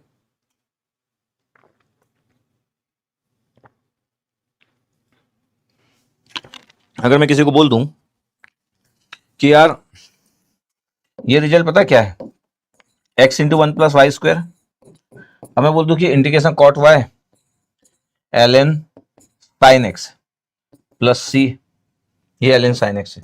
अब कोई बोलेगा सर कैसे, हाउ सर, मतलब ये सबको याद नहीं हो सकते। एल एन साइन वाई जी, एल एन साइन वाई, ये आंसर है। वन प्लस वाई स्क्वायर से तो डिवाइड कर दो, कि अगर x की वैल्यू निकालना है तो आ गया l n sine y upon one plus y square plus c upon one plus y square. अगर एग्जाम में कोई सॉल्यूशन लिखेगा तो कोई ऐसा लिखेगा या तो ऐसा लिखेगा, द सॉल्यूशन, जनरल सॉल्यूशन। अच्छा, मेरा क्वेश्चन ये था कि आपको ना हर बार हर बातें याद नहीं हो सकती एक नॉर्मल स्टूडेंट को। नॉर्मल स्टूडेंट की ये प्रॉब्लम्स है कि कॉट वाई था और वो डी वाई पे अटका हुआ था। एक होशियार स्टूडेंट को तो बहुत सारे रिजल्ट याद होते हैं। तो मैं बोल रहा हूं कि एक नॉर्मल स्टूडेंट को डरने की जरूरत नहीं, आपका मैथ्स अच्छा करो। कॉट क्या होता है सर? कॉस अपॉन साइन, तो कॉस अपॉन साइन लिखो ना यार, ये देखो यही था ना, इसी को सॉल्व करना है ना। यस सर, इसी को सॉल्व करना है। अब मेरे को बताओ यार, साइन वाई को अगर मैं t मान लूं तो क्या होगा? तो साइन वाई का differentiation cos y d y equal to d t हो गया। अब देखो जरा ध्यान से क्या हो रहा है सर, ये हो गया sir cos y d y d t हो गया, और ये कितना आ गया? टी आ गया सर। तो कितना हो गया sir? L n mod t या l n t, l n mod t या एल एन टी। अब टी की वैल्यू कितना है सर? टी की वैल्यू तो साइन वाई है, तो l n mod sine y, ऐसा लोग लिखना पसंद करते, और कुछ लोग मॉड नहीं लगाते, तो एल एन साइन वाई। देखो आंसर आ गया आपके पास, ये इसका इंटीग्रेशन। तो इंटीग्रेशन ऑफ कॉट वाई ये आ गया, integration of cot y d y, integration of cot y, ये इतना आ गया आपके पास, जो आप डायरेक्ट लिखे थे एल इन साइन वाई। तो ऐसा मानना बड़ा आसान नहीं है कि कोई मैं मानूं कि यार ये सबको याद आता होगा, लेकिन जब आप डिफरेंशियल इक्वेशन पढ़ रहे हो तो बड़ा गुड आइडिया होना चाहिए। तो ये बेसिक बहुत अच्छा होना चाहिए कि आपको कॉट का आपको इंटीग्रेशन नहीं पता और आप बोल रहे हो कि सर मेरे को ना रिजल्ट पता है ना मेरे को सॉल्व करना आता है, तो ये तो नेक्स्ट कैटेगरी हो गई कि आपको रिजल्ट भी नहीं पता और सॉल्व भी करना नहीं आता। नेक्स्ट कैटेगरी नहीं हो गई कि सर मेरे को सॉल्व करना भी नहीं आता और रिजल्ट भी नहीं आता। ठीक है, तो ये बड़ा इंपॉर्टेंट है कि आप किस तरीके से चीजों को ले रहे हो। ठीक है, तो यहां से आपके पास हो गया, इसका मतलब ये यहां तक मैं पूरे एग्जाम्पल करवा दिया। अब मैं यहां से आपके पास गेट के क्वेश्चंस, आपके पास यहां से क्वेश्चन नंबर 49 पे पहुंच गए, और यहां से मैं गेट के क्वेश्चन कराऊंगा। यहां से मैं गेट के क्वेश्चन करवाने वाला, और लाइन से गेट के क्वेश्चन हम सॉल्व करेंगे one by one by one by one, ये हम गेट के क्वेश्चन सॉल्व करने वाले हैं। ठीक है, तो अब हम गेट के क्वेश्चन देखेंगे कि गेट में क्या आए हैं, मतलब इसके पहले जो भी आईआईटी के प्रोफेसर जो क्वेश्चन फ्रेम किए उन क्वेश्चन को देख लेते हैं अपन। एक बेसिक तो हम एक आइडिया ले चुके हैं, क्योंकि मैं सॉल्व इतने सारे एग्जांपल में सॉल्व कराया आपको, तो एक आइडिया आपके पास आ चुका है। अब हमको देखना है कि आईआईटी के प्रोफेसर कैसे क्वेश्चन पूछते हैं, क्या एकदम टफ पूछते हैं या फिर जिस तरीके से पूछते हैं उसको हम हैंडल कर लेंगे। ठीक है, तो वन बाय वन क्वेश्चन को देखते जाते हैं। ये 1997 इतना पुराना क्वेश्चन लिया हूँ, ठीक है कोई बात नहीं। क्वेश्चन नंबर 49 यहाँ तक आ चुके हैं हम लोग डिफरेंशियल इक्वेशन में। बोला कि differential equation d y by d x plus p y equal to q is a linear equation of the first order only if. तो इसके बारे में तो हम जानते हैं। अब पूछ रहे हैं कि यहाँ पे पी क्या है, बोला पी कांस्टेंट है but q is a function of y. नहीं भैया, क्यू फंक्शन ऑफ वाई नहीं होता, गलत है। P and q are function of y और कांस्टेंट फंक्शन ऑफ वाई नहीं होता, इंडिपेंडेंट वेरिएबल होता है। Y is the dependent variable, गलत। P is function of y, नहीं नहीं नहीं। P and q are function of x और कांस्टेंट, बिल्कुल सही है। हमेशा आपको पता होना चाहिए कि पी और जो क्यू होते हैं वो फंक्शन ऑफ इंडिपेंडेंट वेरिएबल होते हैं, फंक्शन ऑफ इंडिपेंडेंट वेरिएबल और कांस्टेंट, और इंडिपेंडेंट वेरिएबल ही एक्स है यहाँ पे। क्यू भी फंक्शन ऑफ इंडिपेंडेंट वेरिएबल होता है और इंडिपेंडेंट वेरिएबल एक्स है, ये आपको बता चुका हूं, तो इसमें कोई डाउट नहीं है। और यहां पे आपके पास जो इंडिपेंडेंट वेरिएबल है, x is the independent variable और y is the dependent variable, there is no issue. ठीक है, तो डी आंसर था दिल्ली। 2014 का एक क्वेश्चन आईआईटी खड़गपुर का, और अगर मैं बोलूं कि मेरे पास जो इक्वेशंस है, बोला कि the integrating factor, integrating factor पूछ लिया तो आईएफ भी पूछ लिया। अब अगर मेरे से कोई आईएफ पूछ रहा है तो ध्यान से देखो, आपके पास डीपी बाई डी है, इसमें आपको बताना कि यार इसमें क्या है, पी क्या है। पी सर डिपेंडेंट वेरिएबल है, चलो अच्छी बात है यार। और टी क्या है? टी इंडिपेंडेंट वेरिएबल है, बिल्कुल। तो DP by d t plus के टू पी, यस सर। और के वन एल नॉट ए की पावर माइनस के वन टी, इंटीग्रेटिंग फैक्टर क्या होगा? इंटीग्रेटिंग फैक्टर सर ए की पावर, जब हम p लिखते हैं तो p तो डिपेंडेंट वेरिएबल है, तो यहाँ पे जो k2 है वो होगा आपके पास तो अब यहाँ पे पी नहीं लिख सकते क्योंकि पी डिपेंडेंट वेरिएबल है आपके पास, क्योंकि देखो ना ऐसा लिख सकते हैं, अभी आपके पास इसमें कंफ्यूज होगे नहीं तो क्या पी डी टी लिख दोगे, अगर आप ऐसा पी डी टी लिख दोगे तो कि सर ये तो मेरे पास फॉर्मूला इंडिपेंडेंट वेरिएबल नहीं, यहाँ पे पी की जगह यहाँ पे K2 है, तो ये अभी आपके पास गलत हो गया। एक्चुअली इंटीग्रेटिंग फैक्टर ई की जगह जो ये फॉर्मेट है आपके पास, ये K2 और ये आपके पास dt होगी, और ये आपके पास आंसर आ गया e raise power K2t the integrating factor. ये हमको क्लियर रहना चाहिए, क्योंकि अगर मैं इससे कंपेयर कर रहा हूँ, अगर आपको दिखा दूं मैं कि इससे कंपेयर कर रहा हूँ कि मेरे पास जब इक्वेशन होता है कि dy by d t plus dy by d t plus p y equal to q है, ऐसा सपोज करो, ऐसा इक्वेशन है। अब ध्यान देखो कि यहाँ पे y क्या है, सर यहाँ पे जो y है वो आपके पास जो है यहाँ पे p है, और यहाँ पे जो p है वो है K2। देखो जरा ध्यान से, y की वैल्यू p है और p की वैल्यू K2 है, दिख रहा होगा आपके पास। इसका मतलब है कि अगर मैं बात करूं कि जो p आपके पास वो फंक्शन ऑफ कांस्टेंट होगा, ये p जो है फंक्शन ये कांस्टेंट है, और जो q है वो कितना है आपके पास पता है, k1 l नॉट e की power minus k1t function of t, k1 l not e raise power minus k1t the function of independent variable that means the t। बिल्कुल सही, कोई इशू है नहीं। तो ये आपके पास इंटीग्रेटिंग फैक्टर हो गया e की पावर k2t, e की पावर k2t इंडिपेंडेंट वेरिएबल ये। तो ऐसा ना हो कि आप बोल दो कि सर इंटीग्रेटिंग फैक्टर जो होगा वो e की पावर इंटीग्रेशन p dt होगा, और अब आप सोच रहे हो नहीं यहाँ पे गलत हो गया, यहाँ पे p की जगह k2 है, यहाँ पे तो p डिपेंडेंट वेरिएबल एक्चुअली, वो p और q का स्टाइल नहीं है। ध्यान से देखो आपके पास p एक्चुअली y जो है वो p बन गया, और जो p था वो k2 बन गया यहाँ पे, देखो। तो इसलिए हमको एकदम क्लियर रहना चाहिए कि स्टाइल अगर कोई कुछ लिखा भी है तो हमको एकदम आइडिया हो। तो एक्चुअली हमारे पास आ गया K2 और dt, फिर हम सॉल्व कर लिए। तो कभी कभी ऐसे कंफ्यूज करने के लिए कोई दे सकता है, इसलिए आपको फॉर्मेट बड़ा अच्छे से पता होना चाहिए, आप कंफ्यूज नहीं हो सकते। उनको पता है सभी लोग p और q यूज करते, परेशान कर दिए, p लिख दिए डिपेंडेंट वेरिएबल को, ठीक है। अब अगर 2021 के क्वेश्चन आईआईटी बॉम्बे का क्वेश्चन ले रहा हूं 2021 का, ठीक है, और क्वेश्चन नंबर 51 यहां तक पहुंच गया। बोला कि if k is a constant, ठीक है, तो c की जगह k लिखा हुआ है पूरे ऑप्शंस में, कोई प्रॉब्लम नहीं है। द जनरल सॉल्यूशन, तो ठीक है, बाउंड्री कंडीशन तो दिया नहीं, तो जनरल सॉल्यूशन क्या दिया आपके पास, अगर ध्यान से अगर मैं देखूं कि लिखा कैसे है तो आपको दिखेगा sir dy by d x, equation क्या लिखा है minus y by x equal to 1 है सर। अगर ध्यान से देखा जाए तो first order first degree linear differential equation है। हमारा फॉर्मेट क्या होता है, हमारा format dy by d x plus p y is equal to q. तो p की वैल्यू कितना है सर, p की वैल्यू है माइनस 1 बाई एक्स, इसका मतलब है फंक्शन ऑफ x सर, जिसको आप इंडिपेंडेंट वेरिएबल बोल रहे हो, क्योंकि आपको पता है x is independent variable. q कितना है सर, q इक्वल टू 1 है सर, दैट मीन्स कांस्टेंट। हाँ बिल्कुल सही है, ये भी कांस्टेंट होगा या तो फंक्शन ऑफ इंडिपेंडेंट वेरिएबल होगा। कोई इशू नहीं सर, कोई इशू नहीं है। ये अब इंटीग्रेटिंग फैक्टर हमको फाइंड आउट करना, तो इंटीग्रेटिंग फैक्टर हम निकाल देते हैं कि सर e की पावर इंटीग्रेशन p और integration with respect to independent variable x, तो p dx क्या हो गया भैया, e की पावर p की वैल्यू कितना है बोले माइनस 1 बाई एक्स, तो माइनस 1 बाई एक्स और dx, तो क्या हो गया e की power sir minus ln x हो गया सर ये। और अगर ऐसा लिखना है तो e की पावर ln और x का इनवर्स, तो एक्चुअली x इनवर्स है जिसको 1 बाई एक्स बोल सकते हो इंटीग्रेटिंग फैक्टर IF। देखो जरा ध्यान से, यस सर। अब अगर मेरे को सॉल्यूशन की बात करना ही है तो अब मेरे पास आ गया कि y into integrating factor equal to q into integrating factor dx plus c। क्या होगा भैया y की value, sir y integrating factor कितना था बोले 1 बाई एक्स था, तो 1 बाई एक्स हो गया। q कितना है, q की वैल्यू बोले 1 है, इंटीग्रेटिंग फैक्टर 1 बाई एक्स है, dx प्लस c, तो ये y बाई एक्स है, ये है 1 बाई एक्स dx, पता है ये ln x हो गया। ln मॉड x भी लिख सकते हो आप, ये ln x भी लिख सकते हो, कोई इशू नहीं, plus constant c, simply ln x भी लिख सकते हो।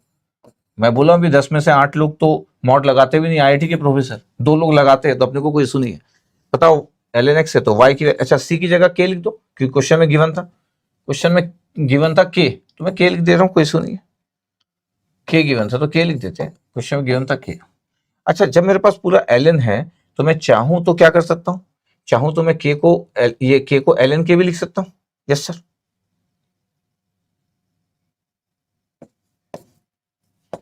ये अगर मैं चाहूं तो इसको मैं ऐसा लिख सकता हूं, ln x plus ln k, कोई issue? No issue, indication constant है, नो प्रॉब्लम, बता चुका हूं, नो प्रॉब्लम।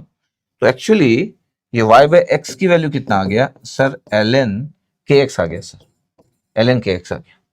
तो इसका मतलब है कि y की वैल्यू कितना आ रहा है solution sir, x ln kx आ रहा है, x ln kx आ गया सर। चेक करो x ln kx, x ln kx, b answer Bombay sir, b answer Bombay, इधर सिंपल 2021। देखो ध्यान से, तो आपको ये सब आना चाहिए। जब ln का टर्म्स आता है तो इंटीग्रेशन कांस्टेंट को आप ln के फॉर्म में लिख सकते हैं, जैसे कि ln a plus ln b, फिर आपके तरफ से फॉर्मूला लगाना है कि ln a plus ln b equal to ln ab, इतना सा फॉर्मूला यूज करना आपको, बस नथिंग एल्स। ये सी की जगह के लिखा है, क्वेश्चन में मेंशन था 2011 आईआईटी मद्रास का क्वेश्चन, क्वेश्चन नंबर 52। बोला था सॉल्यूशन चाहिए इसका डिफरेंशियल इक्वेशन का विद द इनिशियल कंडीशन। जब इनिशियल कंडीशन दिया रहता है इसका तो पर्टिकुलर सॉल्यूशन पूछ रहा है, इसलिए इंडिकेशन कांस्टेंट कहीं नहीं दिख रहा, पर्टिकुलर सॉल्यूशन पूछ रहा है, कोई इशू नहीं है। मेरे पास इक्वेशन क्या है, dy by d x plus P upon x. इतना सिंपल फॉर्मेट है कि कोई भी बोल सकता है कि सर ये तो, एग्जाम में इसको देख के कोई हैप्पी हो सकता है कि सर ये तो कुछ करना ही नहीं था। क्यों सर, सब कुछ दिख रहा था, इतना simple format, first order linear differential equation. और अगर मैं कंपेयर करूं तो p की value 1/x sir, that means the function of independent variable. और q की वैल्यू कितना है, तो बोले q की value x sir, function of independent variable. बिल्कुल एकदम सिंपल, नहीं इतना सिंपल? यस सर एकदम सिंपल है।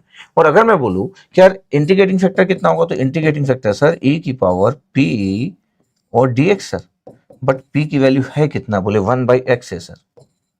तो जब इसको सॉल्व करते हैं तो e की पावर ln x आएगा और ये आंसर x आ गया। तो अगर मैं बोलूं कि सर ये तो x आ गया, तो अब मैं कलर चेंज करता हूं और बोल रहा हूं कि तो इंटीग्रेटिंग फैक्टर ये आ गया। तो सॉल्यूशन क्या होता है, y इंटू इंटीग्रेटिंग फैक्टर, ये आपके लिए लिखता हूं बार बार, q इंटू इंटीग्रेटिंग फैक्टर और integration with respect to independent variable, और वो x है, there is no issue, y into, और ये आ गया y इंटू x, और q की वैल्यू कितना था सर, q की वैल्यू था सर x, इंटीग्रेटिंग फैक्टर भी x था, dx प्लस c था। तो सर ये yx हुआ और ये कितना हो गया सर, ये x स्क्वायर था तो x क्यूब बाई 3 हो गया सर। ठीक है, अब मेरे को c की वैल्यू निकालना है। c की वैल्यू निकालने में बोल रहा है कि ये है आपके पास कंडीशन, द बाउंड्री कंडीशन।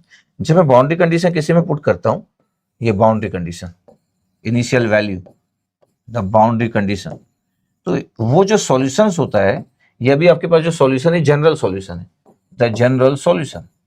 अब जैसे मैं बाउंड्री कंडीशन पुट करूंगा, x इक्वल टू 1 पे y इक्वल टू 1 है, तो 1 इंटू 1, x इक्वल टू 1 तो 1/3 प्लस c, इसका मतलब है c की वैल्यू कितना निकला, 1 माइनस 1/3 सर, 2/3 निकला c की वैल्यू। इसका मतलब 2/3 अगर c की वैल्यू निकला है तो फिर तो मेरे पास yx की वैल्यू आ गई कि yx इक्वल टू कितना था, ये x क्यूब बाई 3 था सर, x क्यूब बाई 3 था प्लस c था, तो yx x cube by 3 plus c की वैल्यू कितना निकला था सर, 2/3 सर। चलो x से डिवाइड कर देते हैं, x गया तो x square by 3 plus 2/3x, ये आपका आंसर है, सॉल्यूशन है। और ये एक पर्टिकुलर सॉल्यूशन है, ये एक पर्टिकुलर सॉल्यूशन है, पर्टिकुलर सॉल्यूशन दिख रहा है आपको? Yes sir. y की value x square by 3, option देखो x स्क्वायर बाई 3 सर, और वो कितना आया सर, वो आया 2/3x, कहीं दिख रहा है 2/3x? Yes sir, D answer दिख रहा है, दिल्ली दिख रहा है सर, बिल्कुल सही है, दिल्ली आ गया आंसर, कोई इशू नहीं। जब पर्टिकुलर सॉल्यूशन आपको निकालना था, इतना सिंपल क्वेश्चन, एकदम परफेक्ट फॉर्मेट है कि आपको कुछ करना भी नहीं था। अब ये आपके पास अगर मैं ध्यान से बोलूं कि क्या क्या हमारे पास दिया हुआ है, ये 2012 का क्वेश्चन, इसमें एक जगह पे बस मिस्टेक ये है कि ये ऑप्शंस में ये आर तो कहीं दिख नहीं रहा, तो टी है, ये टी स्क्वायर है। आंसर क्या है इस बात नहीं है, बस वो आर नहीं हो सकता। चलो ठीक है, ये 2012 का क्वेश्चन है और क्वेश्चन नंबर 53 पे पहुंच गया। बोल रहा है विद इनिशियल कंडीशन x 1.5 ऐसा करके लिखा है, ये गिवन इनिशियल कंडीशन, ये गिवन है सर। x1 लिखा है, इसका क्या मतलब है? x की वैल्यू 0.5 पे, किसकी वैल्यू पे? ये तो इस बात पे डिपेंड करेगा कि यहाँ पे इंडिपेंडेंट वेरिएबल क्या है। यहाँ पे देखो आपके पास इक्वेशन में दिख जाएगा आपको, ठीक है सर।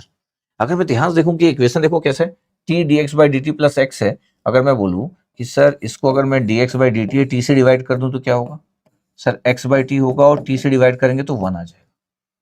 ध्यान से देखो आपके पास इसमें क्या है सर, ये x डिपेंडेंट वेरिएबल है, बिल्कुल सही, और t सर इंडिपेंडेंट वेरिएबल है, और सर ये first order linear differential equation है, LDE लीनियर डिफरेंशियल इक्वेशन है सर, किसी में कोई इशू नहीं सर, ये बिल्कुल।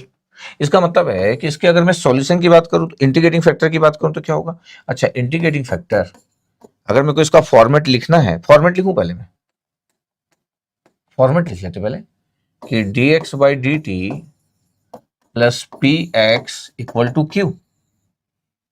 p की वैल्यू क्या है, तो p की वैल्यू है 1 बाई टी और p की वैल्यू है function of independent variable, that means the t, और q की वैल्यू है कांस्टेंट, तो कोई इशू नहीं है, ठीक है। दिख रहा है आपको इंटीग्रेटिंग फैक्टर की वैल्यू क्या होगी, तो e की पावर p और integration with respect to independent variable और वो है dt, तो e की पावर p की जगह क्या था सर, p की जगह जो था 1 बाई टी था सर, 1 बाई टी था, तो ये dt हो गया, तो e की पावर ln t आ गया, इसका मतलब t आंसर आ गया इंटीग्रेटिंग फैक्टर। t है क्या, बोले सर t है, तो t आपके पास ये आ गया, इतना लिखा देखो ध्यान से, यस सर इंटीग्रेटिंग फैक्टर। अब मेरे को सॉल्यूशन अगर लिखना है आपके पास, तो सॉल्यूशन अपन लिख लेते हैं अभी। इस सॉल्यूशन अगर मेरे को लिखना है तो ये आपके पास होता है dependent variable into integrating factor is equal to q into integrating factor with respect to independent variable, वो था dt प्लस ये। अब डिपेंडेंट वेरिएबल क्या है, बोले x है, इनटू इंडिपेंडेंट, और ये इंटीग्रेटिंग फैक्टर क्या था, बोले t, तो x इंटू टी हो गया। q की वैल्यू कितना था, बोले 1 था, तो 1 integrating factor t dt plus c. अब देखो एक्स टी हो गया, इसका आंसर कितना आ गया sir, t square by 2 sir plus c, ये। अब क्वेश्चन में क्या गिवन था पता है, गिवन क्या था, देखो गिवन क्या था, एक्स ऑफ कितना था, x of 1 equal to 0.5, x of 1 equal to 0.5, इसका क्या मतलब पता है, टी इक्वल टू 1 पे एक्स की वैल्यू 0.5, ये क्लियर रहना चाहिए आपको, टी इक्वल टू 1 पे independent variable t equal to 1 पे एक्स की वैल्यू 0.5 है, तो t की वैल्यू 1 और x की वैल्यू 0.5 है, तो 0.5 और t की वैल्यू 1, t की वैल्यू 1, 1 बाई 2 आएगा 1 का स्क्वायर प्लस सी। ध्यान से देखो 1 बाई 2 माइनस 1 बाई 2 जीरो आ गया यार, इसका मतलब है c की वैल्यू जीरो आ गई। अगर c की वैल्यू जीरो आ गई तो पता क्या हो रहा है, ये हो गया x t equal to t square by 2 plus c equal to zero, तो x की वैल्यू t से डिवाइड करो तो x की वैल्यू t बाई 2 आ रहा है, ये सॉल्यूशन, द पर्टिकुलर सॉल्यूशन, ठीक, एक्स के लिए टी बाई 2, कहीं पे ऑप्शन था एक्स के लिए टी बाई 2, एक्स के लिए टी बाई 2, डी आंसर था सर जल्दी, देखो डी आंसर आ गया, सिंपल।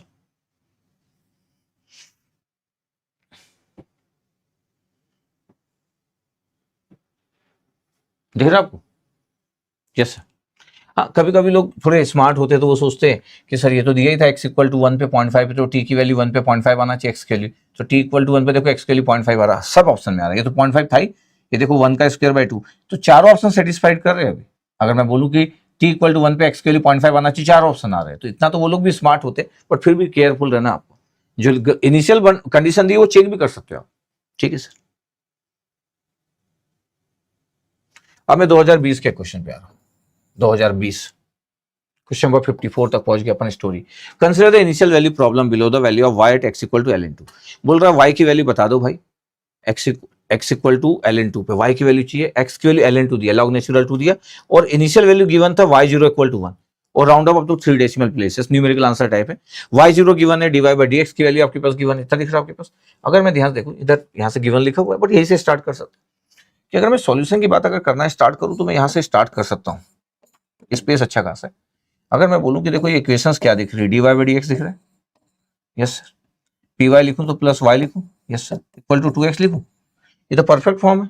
किस चीज का परफेक्ट फॉर्म है सर, इस चीज का परफेक्ट फॉर्म है कि dy by dx plus p y equal to q sir, इसका परफेक्ट फॉर्म, और p की वैल्यू 1 है, p की वैल्यू 1 है, दैट मीन्स द कांस्टेंट, कोई इशू इसमें नहीं सर, और q की वैल्यू क्या है 2x, मतलब फंक्शन ऑफ इंडिपेंडेंट वेरिएबल, इसमें भी कोई इशू नहीं, इसमें भी कोई इशू नहीं। इंटीग्रेटिंग फैक्टर क्या होता है? इंटीग्रेटिंग फैक्टर होता है e की पावर p और integration with respect to independent variable है वो x है, तो p dx is very simple. p की वैल्यू कितना है 1 है, तो dx की वैल्यू x हो जाएगी, तो e की power x the integrating factor, क्योंकि p की वैल्यू 1 था। देखो जरा ध्यान से। Yes sir. अब अगर मेरे को सॉल्यूशन चाहिए तो सॉल्यूशन क्या होगा सर? सॉल्यूशन होगा y dependent variable y into integrating factor. Dependent variable ना, is always dependent variable, dependent variable into integrating factor equal to q into integrating factor with respect to independent variable integration plus c। ठीक है। अब क्या था integrating factor की value? Sir e की power x, q कितना था sir? q की वैल्यू 2x था, 2x e की power x dx plus integration constant. अच्छा, इसको आइलेट फॉर्मूले से सॉल्व कर सकते हैं, तो y e की पावर x है, ये 2 आ गया। आइलेट फॉर्मूले से सॉल्व करेंगे तो आपको पता है, आपको बताया था मैं आइलेट फॉर्मूला कि अगर u और v है, अगर आपके पास u और v अगर आप इंटीग्रेशन सॉल्व करें तो u integration of v dv लिख दिया माइनस ये u डे से इंटीग्रेशन v dv और फिर से v dv ऐसा लिख दिया। ये देखो आपके पास ये बाय पार्ट आपके पास इंटीग्रेशन होता है। तो अगर आपके पास दो फंक्शन है और आइलेट के अकॉर्डिंग x पहले होगा, तो मैं अगर यहाँ पे अच्छे से लिख दूं, इससे देखो ये x आएगा और e की पावर x का इंटीग्रेशन e की पावर x आएगा माइनस फिर डिफरेंशिएशन ऑफ x कितना आएगा 1 आएगा और फिर integration of e raise power x x आएगा और फिर से इंटीग्रेशन करोगे तो भी e रेस पावर x आएगा। इतना आ रहा है आपके पास ये और प्लस इंटीग्रेशन कांस्टेंट c। इसका मतलब ये हुआ कि मेरे पास रिजल्ट कितना आ गया? रिजल्ट आ गया y e की power x equal to 2 x e की पावर x माइनस e की पावर x प्लस c। क्या गया? अगर मैं बोल दूं कि e की पावर x कॉमन ले लो यहां से, तो x माइनस 1 प्लस c और y e की पावर x। अब क्या गिवन था देखना, क्या गिवन था अब देखते हैं। तो y जीरो इक्वल टू 1 था। जब y जीरो इक्वल टू 1 दिया, इसका क्या मतलब है पता है? y जीरो इक्वल टू 1 का मतलब x इक्वल टू 0 पे y जीरो इक्वल टू 1 दिया, इसका मतलब है x इक्वल टू जो इंडिपेंडेंट वेरिएबल है उसके लिए 0 है और जो y जो डिपेंडेंट वेरिएबल है उसकी वैल्यू 1 है। ये आपके पास गिवन है। x इक्वल टू 0 पुट कर दो, y की वैल्यू 1 पुट कर दो, तो y की वैल्यू 1, x की वैल्यू 0, तो e की पावर 0, x की वैल्यू 0 तो 2 e की पावर 0 और x की वैल्यू 0 है, 0 माइनस 1 प्लस c। ये कितना आ गया? 1 आ गया। ये कितना आ गया? माइनस 2 आ गया प्लस c आ गया। c की वैल्यू 3 आ रही है, c इज 3। c की वैल्यू को पुट कर दो भैया, अपन c की वैल्यू को पुट कर दो, तो मेरे पास आ गया y e raise power x equal to 2 e raise power x x minus 1, yes sir, plus c की वैल्यू 3 आ गया। ये मेरे पास आंसर है।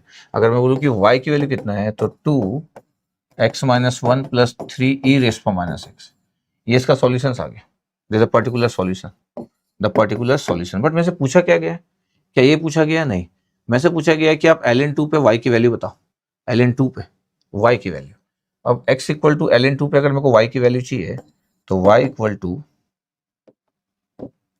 2 ln2 minus 1 plus 3 e raise power x equal to ln2, तो 2 का इनवर्स आपके पास हो गया 1/2। यस सर, ऐसा भी लिख सकता हूं। ठीक है, तो अब आपके पास कितना आ गया? 2 ln2 0.693 होता है, वैसे कैलकुलेटर यूज कर लेंगे। ये कितना हो गया? 3 e की पावर ln2 का इनवर्स हो गया है, ये -1 सामने है, तो ये आपके पास आ गया 2 इंटू ये y की वैल्यू और ये 2 का इनवर्स आ गया, तो ये रिजल्ट कितना हो गया? e की पावर ln2 का इनवर्स, इसका मतलब है 2 का इनवर्स बचा, ये 1/2 बचा है, तो पूरा 3/2 बचा। तो अगर मैं बोलूं कि कितना आपके पास आंसर आ गया, तो चेक कर लेते हैं अपन। ये आंसर आ गया अपने पास 0.693 minus 1 into 2 minus 0.614 plus 3/2 plus 1.5, 0.886 आ रहा है, 0.886 इज द आंसर। 0.886 वाई का आंसर आ गया। ठीक, इसका मतलब है कि न्यूमेरिकल आंसर टाइप था और आपको पुट करना था एग्जाम में 0.886, ये 0.886। तो ऐसे क्वेश्चन बनना चाहिए, कोई इशू नहीं। ऐसे क्वेश्चन एग्जाम में आपको फिर से देखने को मिलेंगे जब आप पेपर दोगे। तो आपको बेसिक अच्छे से आना चाहिए और कॉन्फिडेंस होना चाहिए लिखने का, सॉल्व करने का, और कि भाई मेरा गलत नहीं होगा, मैं पूरा अच्छे से सॉल्व कर रहा हूँ। ये 2005 आईआईटी बॉम्बे का क्वेश्चन ले रहा हूँ, क्वेश्चन नंबर 55 पे पहुंच गया था। दिख रहा है आपके पास? अब अगर मैं बोल रहा हूँ आपके पास जैसे यहाँ पे dx बाई dy नहीं हो सकता क्योंकि x स्क्वायर है, तो x तो डिपेंडेंट वेरिएबल नहीं हो सकता। तो अगर मैं बोलूँ कि इसमें अगर मेरे को सॉल्व करना है, ऑप्शन तो दिया आपके पास, पर इसमें अगर मेरे को सॉल्व करना है और इनिशियल वैल्यू भी गिवन है, तो पहले तो मैं क्या करूंगा, एक्स स्क्वायर से डिवाइड कर लेता हूँ। तो dy by d x equal to कितना हो गया, एक्स स्क्वायर से डिवाइड किया तो x कैंसिल आउट हो गया, 2y अपॉन एक्स हुआ। एक्स स्क्वायर से डिवाइड किया तो 2 ln x upon x square किया तो एक्स क्यूब आ गया, ये आ गया। अगर मैं बोलूं कि ये फॉर्मेट देखोगे क्या आप, तो मैं बोलूंगा यस बिल्कुल देख सकते हो, dy by d x plus p y equal to q. p की वैल्यू कितना आ रहा है, p की वैल्यू आ रहा है 2/x, मतलब फंक्शन ऑफ इंडिपेंडेंट वेरिएबल, बिल्कुल सही है। q की वैल्यू कितना आ रहा है, q की वैल्यू आ रहा है 2 ln x upon x cube, ये भी तो फंक्शन ऑफ इंडिपेंडेंट वेरिएबल आ रहा है, बिल्कुल आ रहा है, कोई इशू नहीं, कोई इशू नहीं है। और अगर मैं बोलूं कि इंटीग्रेटिंग फैक्टर क्या होगा, इंटीग्रेटिंग फैक्टर ए की पावर p और integration with respect to independent variable मतलब x, ए की पावर और p की वैल्यू कितना है, p की वैल्यू है 2/x और dx, ए की पावर 2 ln x, तो ये आ गया x ए की पावर ln x का स्क्वायर, तो ये आंसर आ गया x का स्क्वायर, इंटीग्रेटिंग फैक्टर। अभी इंटीग्रेटिंग फैक्टर का आपके पास आ गया एक्स स्क्वायर। अब मेरे को सॉल्यूशन चाहिए, yes sir, y into integrating factor is always dependent variable, ठीक है, इक्वल टू क्या है, q into integrating factor, q into integrating factor dx plus c. अब y इंटू इंटीग्रेटिंग फैक्टर कितना था सर, एक्स स्क्वायर था, q कितना है, अच्छा q जो है वो 2 ln x है, 2 ln x upon x cube into integrating factor कितना है, x square d x plus c. ध्यान से देखा जाए तो ये वाई एक्स स्क्वायर, ये है 2 ln x और डिवाइड बाई एक्स है और ये डी एक्स है प्लस सी। अब इसको सॉल्व करना है, बहुत ध्यान से अगर मेरे को देखूंगा तो मेरे को दिख जाएगा, क्या दिख जाएगा कि यहाँ पे पुट करना चाहिए मेरे को ln x equal to t put कर लेता हूँ। तो ln x इक्वल टू अगर मैं टी पुट करूंगा तो डिफरेंशिएशन कितना हो गया, 1/x dx equal to dt। इसका मतलब है कि ये तो वाई एक्स स्क्वायर था, इसको कुछ मत करो, ये कितना था 2 था और ln x dx dx upon x dt आ गया और ln x को t माने से तो 2t dt आ गया plus c, t square by 2 करोगे तो 2 कैंसिल आउट हो जाएगा और टी स्क्वायर बचेगा, तो वाई एक्स स्क्वायर इतना आ रहा है। अगला स्टेप जो हो गया, ध्यान रखना, y x square equal to t square plus c. तो वाई एक्स स्क्वायर टी था क्या, टी था सर ln x, तो ln x का होल स्क्वायर प्लस सी। अब देखो गिवन क्या था, ध्यान देखना, गिवन क्या था क्वेश्चन में, क्वेश्चन में क्या गिवन था, बोले y1 equal to 0, y1 equal to 0, इसका मतलब क्या है, y that means the dependent variable equal to 0 और x equal to independent variable that means the 1, यही था। अगर x की वैल्यू 1 पुट कर रहा हूं, x की वैल्यू 1 तो y की वैल्यू 0 तो 0 हो गया, और x की वैल्यू 1 पुट कर रहा हूं तो ln 1 इसका होल स्क्वायर भी करूंगा, तो भी c का आंसर 0 आ रहा है, c का आंसर 0 आ रहा है तो भी। और अगर c का आंसर 0 आ रहा है तो फिर कलर चेंज कर लेता हूं, तो y x square equal to कितना आया सर, ln x का होल स्क्वायर है ये। अब क्या पूछा था, अब मैं से पूछा क्या है, सी तो 0 आ गया, मैं से पूछा है कि वाई ई की वैल्यू निकालो, मैं से क्या पूछा है, वाई ई की वैल्यू निकालो। जब मैं से कोई पूछ रहा है वाई ई की वैल्यू निकालो, इसका मतलब क्या है, इसका मतलब है x इक्वल टू ई पे, तो जैसे मैं y इंटू ई स्क्वायर किया क्योंकि x की जगह e है और ln e किया इसका स्क्वायर, ln ई क्या होता है 1 होता है, 1 का स्क्वायर मतलब 1 हो गया। तो y का आंसर कितना आ गया 1 डिवाइड बाई ई का स्क्वायर, और ये आंसर है 1 upon e square is the answer. Check करो, ठीक है, डी आंसर दिल्ली। ये 2005 आईआईटी बॉम्बे का क्वेश्चन, कोई इशू नहीं।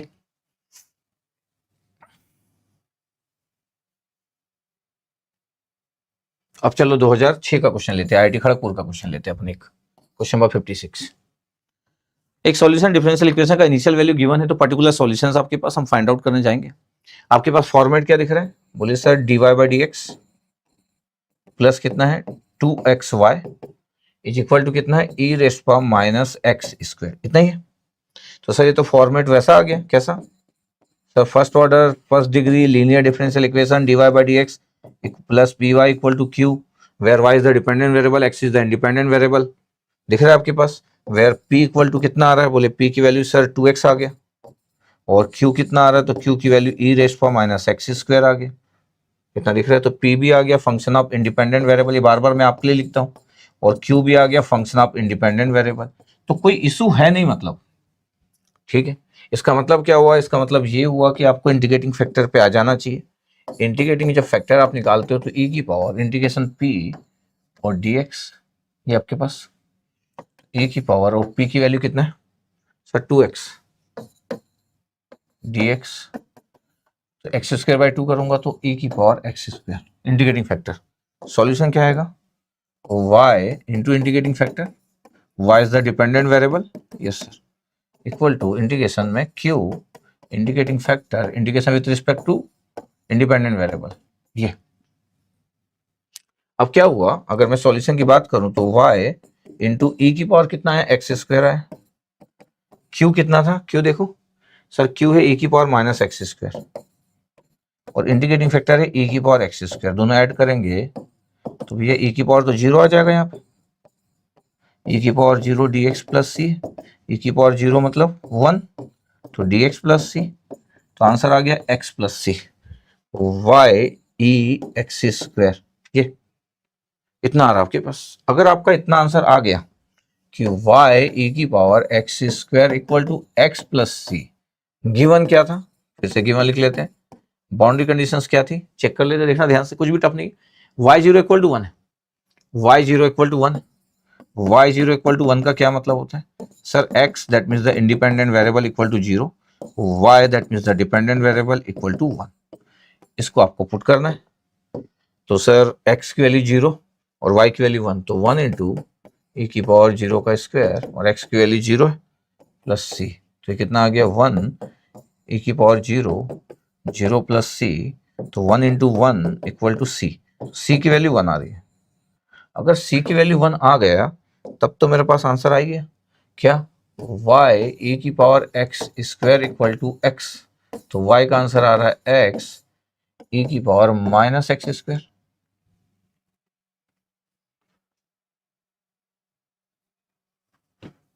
वन प्लस एक्स,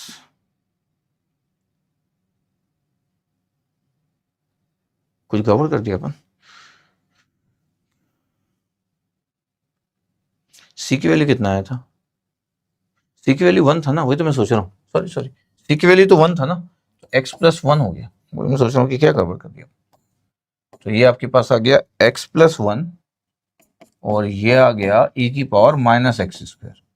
अच्छा सी की वैल्यू 1 निकाले ना अपन, तो ये आंसर आ रहा है आपके पास एक्स प्लस 1 ई की power minus x square, x plus 1 e की power minus x square, b answer आ रहा है एक्स प्लस 1, ठीक है, बी आंसर, बॉम्बे आंसर आ गया, देखो जा ध्यान से, ठीक है, कोई इशू नहीं, कोई भी इशू नहीं है।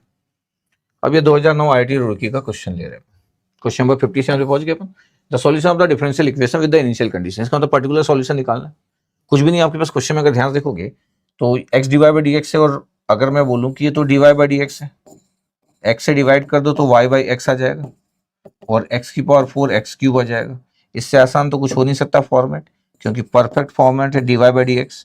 बार बार आपके लिए लिखता हूँ, एग्जाम में तो आप इतना लिखोगे नहीं, आप तो तुरंत ही सॉल्यूशन पे आ जाओगे। पी की वैल्यू कितना है, तो पी की वैल्यू है 1 बाई एक्स, मतलब फंक्शन ऑफ इंडिपेंडेंट वेरिएबल है। क्यू की वैल्यू कितनी है, तो क्यू की वैल्यू है x cube, again function of independent variable है, सही बात है एकदम, कोई इशू नहीं सर।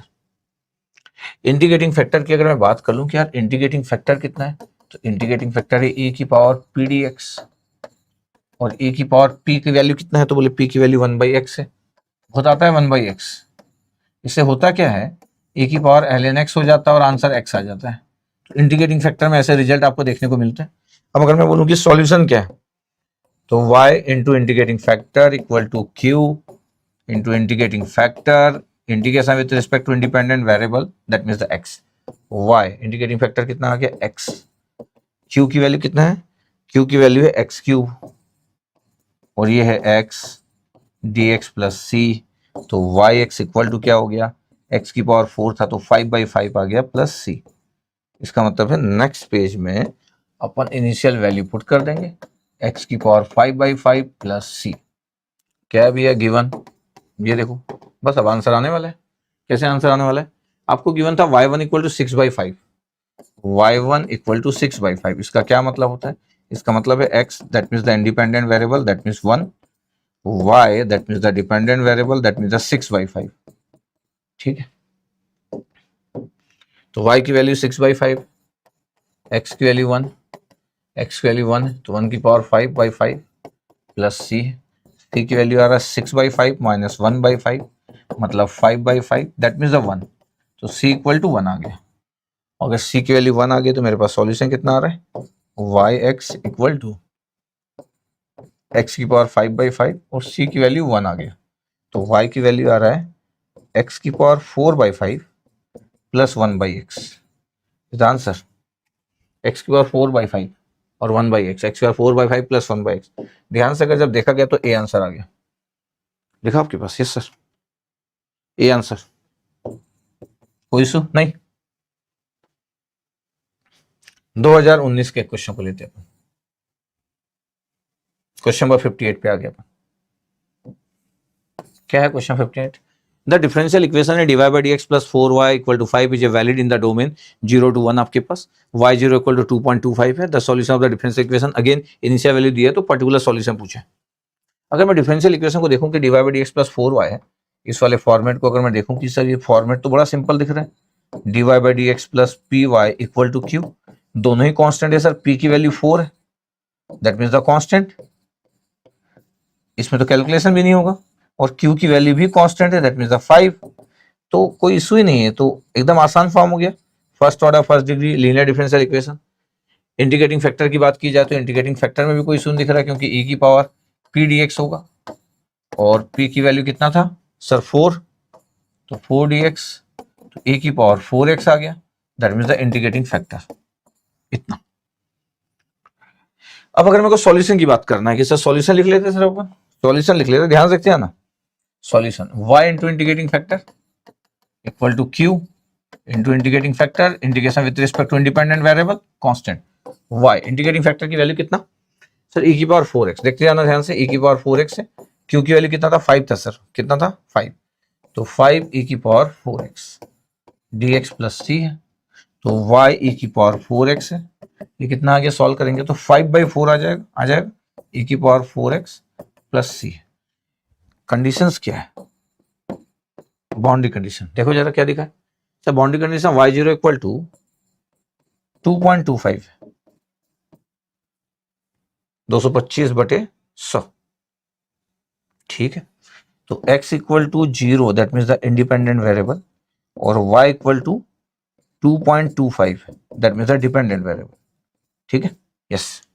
अब अगर मैं बोलूं कि सब बातें अगर देख रहे हो तो y की वैल्यू है 2.25 और x की वैल्यू है 0, तो e की पावर 0 आ गया, ये 5/4 आ गया, ये भी e की पावर 0 आ गया प्लस c आ गया। ध्यान से देखा जाए तो 2.25 ना 9/4 होता है, 225/100 करोगे तो 25 से डिवाइड करोगे तो 9 आ जाएगा, 9/4 इक्वल टू 5/4 प्लस c। ध्यान देखा जाएगा तो c की वैल्यू कितना है, c की वैल्यू है 9/4 माइनस 5/4, 4/4 1 आ रहा है c की वैल्यू।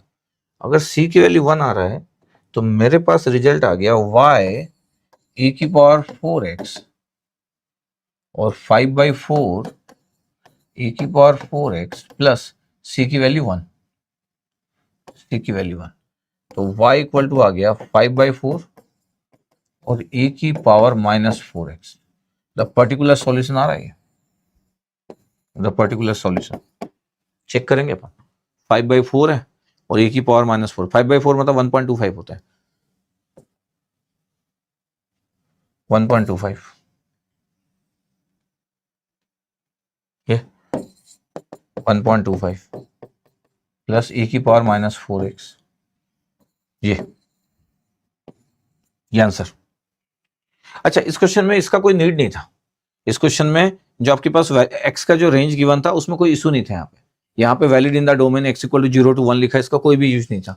0 से 1 है तो x की वैल्यू 0 दिया, 2.25 तो रेंज के अंदर ही वैल्यू दी है, तो इसका कोई खास यूज नहीं था इस जगह। बस ध्यान से हमेशा देखना है इस क्वेश्चन में, no use in this question, no use, इसका कोई यूज नहीं था according to question. According to question में इसका कोई यूज नहीं था। 0 से 1 x वेरी कर रहा है आपके पास, x = 0 पे 2.25 दिया, तो कोई सॉल्यूशन एग्जिस्ट नहीं करेगा, ऐसा भी कुछ नहीं था। ऐसा भी कुछ नहीं कि कोई सॉल्यूशन एग्जिस्ट का कोई इशू है करके, तो वो नहीं भी लिखता तो भी कुछ नहीं था। वो कभी कभी जब जरूरत होती है तो वेरी वेरी वेरी इंपॉर्टेंट, लेकिन इस जगह पे कुछ भी नहीं था इशू। ठीक है, तो परेशान होने की जरूरत नहीं है, क्योंकि सॉल्यूशन में बड़ा ही सिंपल सा सॉल्यूशन है। सॉल्यूशन में कोई ऐसा पॉइंट ही नहीं है कि इस पॉइंट पे इनवैलिड हो जाए। ठीक है, तो डोंट वरी फॉर दैट। तो ये आंसर आ गया आपके पास। ये 2021 का क्वेश्चन ले रहे हैं IIT बॉम्बे का, और मैं आ गया हूं क्वेश्चन नंबर 59 पे। देखने में बड़ा अच्छा दिख रहा है question. If y of x satisfied the differential equation sin x dy by dx plus y cos x = 1 subjected to the condition, initial condition दी है और पर्टिकुलर सॉल्यूशन पूछा है π/6 पे, मतलब वैल्यू पूछा है सॉल्यूशंस की। ठीक है, अगर मैं ध्यान से देखूं कि ये क्या है, तो मेरे को तो दिख रहा है कि dy by dx है, ये प्लस साइन एक्स से डिवाइड कर रहा हूं मैं, तो y और cos x अपन साइन x कर रहा हूं, तो ये cot x हो गया, या cos x अपन sin x भी लिख सकता हूं मैं। cos x अपन sin x लिखना है तो cos x अपन sin x लिखो, cot x नहीं लिखना है तो cos x तो था ही, और डिवाइड बाई sin x लिख दिया, और ये 1/sin x हो गया। ध्यान से अगर मैं देखूं कि ये क्या है, तो कोई भी सुनिए first order linear differential equation में dy by dx plus p y. अच्छा सर, ये तो नॉन लीनियर हो जाएगा। नहीं नहीं नहीं, y के साथ कुछ नहीं, x के साथ साइन हो, इनवर्स हो, कुछ भी हो। ये देखो ध्यान से, p क्या है, p की वैल्यू है cos x अपन sin x, cos x अपन sin x है p की वैल्यू, जिसको आप cot x भी बोल सकते हो। ये फंक्शन ऑफ इंडिपेंडेंट वेरिएबल है। बिल्कुल सही, बिल्कुल सही। q की वैल्यू क्या है सर, q की वैल्यू है 1/sin x, जिसको आप cos x भी लिख सकते हैं, the function of independent variable. ये भी कोई इशू नहीं, ये भी कोई इशू नहीं है। तो format is okay, format is good.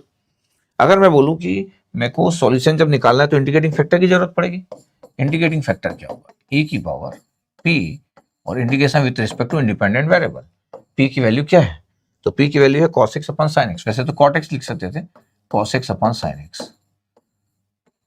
अच्छा, मैं हमेशा बोलता हूँ कि या तो फिर रिजल्ट आपको पता हो cos x अपन sin x मतलब cot x का, या तो फिर आप पुट कर लो कि sin x = t है, तो cos x dx की वैल्यू dt हो गया, cos x dx की वैल्यू dt हो गया। इसका होने से क्या होता है, e की power cos x dx dt हो गया, और ये t था, इसका मतलब e की पावर ln t आ गया, तो आंसर t आ गया। मॉड t भी बोल सकता हूँ इंडिकेटिंग फैक्टर, लेकिन t है क्या, t था सर sin x, तो इंडिकेटिंग फैक्टर मेरा sin x आ गया, indicating factor is sin x। देखो ध्यान से, कोई इशू नहीं। अब अगर मैं बोल रहा हूँ क्योंकि सॉल्यूशन चाहिए, सॉल्यूशन चाहिए, तो y इंटू इंडिकेटिंग फैक्टर, आपको पता y is the dependent variable, बार बार लिख देता हूँ जिससे कि आपको डाउट ना रहे। ये q है इंटू इंटीग्रेटिंग फैक्टर और integration with respect to independent variable, तो y इंटू साइन एक्स, और q कितना था, 1/sin x था q, और इंटीग्रेटिंग फैक्टर sin x था, sin x कैंसिल आउट हुआ, तो y sin x हो गया, और dx का x आ गया और प्लस c आ गया, इतना आ गया। अब कंडीशंस देखो जरा ध्यान से, कंडीशंस क्या है देखना ध्यान से। क्वेश्चन में गिवन था, कंडीशंस क्या था कि y π/2 पे π/2 है, y π/2 पे π/2 लिखा है, y π/2 पे π/2, बड़ा इंटरेस्टिंग है। वैल्यू कैसे इंटरेस्टिंग है, x = जो कि इंडिपेंडेंट वेरिएबल है उसकी वैल्यू π/2 है, y जो कि डिपेंडेंट वेरिएबल है उसकी वैल्यू भी π/2 है। अब पुट करना बचा है, अगर दोनों ही π/2 है तो π/2 इंटू साइन π/2 इक्वल टू फिर से π/2 प्लस सी, साइन 90 π/2 साइन 91 होता तो π/2 ये बचा, साइन 91 हो गया, और राइट साइड में π/2 था प्लस c था। फाइनली c की वैल्यू 0 आ गया, फाइनली c इक्वल टू 0 आ गया।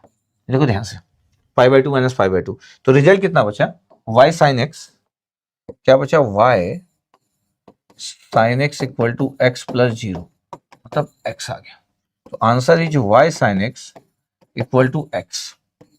अब क्या बोल रहा है देखना ध्यान से, बोल रहा है यार क्या करो, आप क्या करो मालूम है, π/6 पे वैल्यू निकालो, x इक्वल टू π/6 पे वैल्यू निकालो, x equal to π/6, x equal to π/6, तो y इंटू साइन π/6, पाई मतलब 180 होता है, तो π/6 पे। अब आपको ये पता होना चाहिए कि साइन 30 की वैल्यू कितनी होती है, π/6 मतलब 30, साइन 30 की वैल्यू 1/2 होती है, तो y की वैल्यू हो गया 2 कैंसिल आउट हो गया, π/3 आंसर आ रहा है, y की वैल्यू π/3 इज आंसर, है ना। π/6 मतलब 30 डिग्री, साइन 30 1/2 होता है, तो π/3 का आंसर आपके पास आना चाहिए। चेक कर लो एक बार आप, π/3 ढूंढो, सर π/3 आंसर आ गया, ये देखो सॉल्व। कुछ भी टफ नहीं, कुछ भी टफ नहीं है, बड़े आराम से आपको बस हैंडल करते आना चाहिए, सिर्फ आपको हैंडल करते आना चाहिए। 2006 का एक क्वेश्चन ले रहे हैं हम लोग और क्वेश्चन नंबर 60 पे पहुंच गए। एक सॉल्यूशन चाहिए डिफरेंशियल इक्वेशन का, ये सॉल्यूशन डिफरेंशियल इक्वेशन लिखा है, given that x equal to 1 पे y इक्वल टू 0 लिखा है, तो x equal to 1 comma y equal to 0, और आपको सॉल्यूशन निकाल लेंगे अपन, कोई इशू नहीं। कैसे आपके पास, अगर मैं ध्यान से देखूं ये सॉल्यूशंस क्या आपके पास, तो dy/dx हो गया और x स्क्वायर से डिवाइड कर दो, तो x स्क्वायर से डिवाइड किया तो x कैंसिल आउट हो गया, तो 2y/x हो गया, x स्क्वायर से डिवाइड किए और ये आ गया आपके पास x माइनस 1, x उधर गया, x minus 1 upon x square, कितना आ रहा है चेक करो, x माइनस 1 बिल्कुल सही है। अगर मैं फॉर्मेट की बात करूं तो फॉर्मेट कितना आ रहा है, फॉर्मेट आ रहा है आपके पास यार dy/dx plus py equal to q, p की value sir 2/x, that means function of independent variable, सही है, yes sir, x is the independent variable. q कितना आ रहा है, q आ रहा है sir x minus 1 upon x square, मतलब function of again independent variable, कोई इशू, बिल्कुल भी इशू नहीं है। तो इंटीग्रेटिंग फैक्टर क्या हुआ, इंटीग्रेटिंग फैक्टर हो गया e raise power p dx, p की वैल्यू 2/x है, dx है, तो e की पावर 2 ln x, तो e की पावर ln x का स्क्वायर, तो answer is x square integrating factor, इतना आपका आ गया। अगला सॉल्यूशन अगर मैं बोलूं तो y था आपके पास, तो y into integrating factor, y is the dependent variable, equal to q into integrating factor, ये आ गया।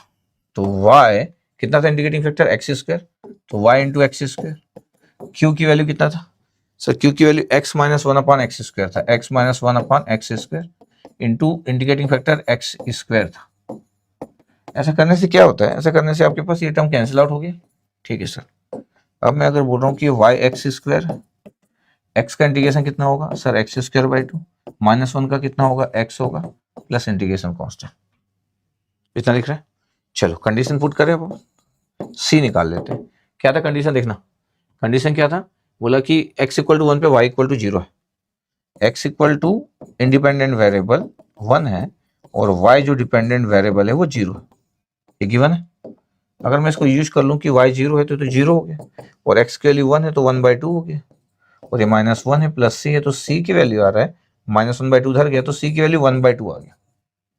अगर c की वैल्यू 1/2 आ गया तो मेरे पास आंसर आ चुका है वाई एक्स स्क्वायर, ध्यान से देखना आप, y x square equal to x square by 2 minus x plus c की वैल्यू कितना था, 1/2 था, तो y equal to x square से डिवाइड करो तो 1/2 माइनस एक्स स्क्वायर से डिवाइड करो तो 1/x और 1/2 एक्स स्क्वायर, ये y की वैल्यू 1/2 माइनस 1/2 माइनस 1/x है, 1/2 minus 1/x upon 1/2 x square, check करना एक बार, चेक करना एक बार, 1/2 एक्स स्क्वायर, ये तो आंसर ए आ रहा है, आंसर ए, आंसर ए,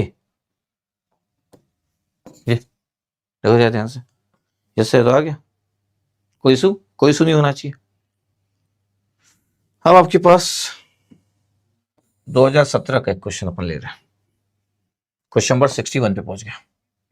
अब देखो आपके पास ये थोड़ा सा बहुत अच्छा बेहतरीन क्वेश्चन था, द गुड क्वेश्चन। ऐसे क्वेश्चन एग्जाम से थोड़ा सा डरा देते हैं। सॉल्व कर रहा हूं मैं, देखिए ना। अब देखो कंसीडर द डिफरेंशियल इक्वेशन दिया, टी स्क्वायर माइनस 81 दिया है, डीवाई बाय dt लिखा है।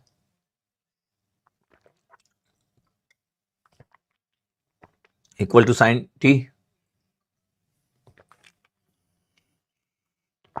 सॉल्यूशन नहीं पूछा है, बोला कि एक यूनिक सॉल्यूशन एग्जिस्ट करेगा for differential equation but t belongs to the interval, t किसके इंटरवल में रहेगा, ये पूछे।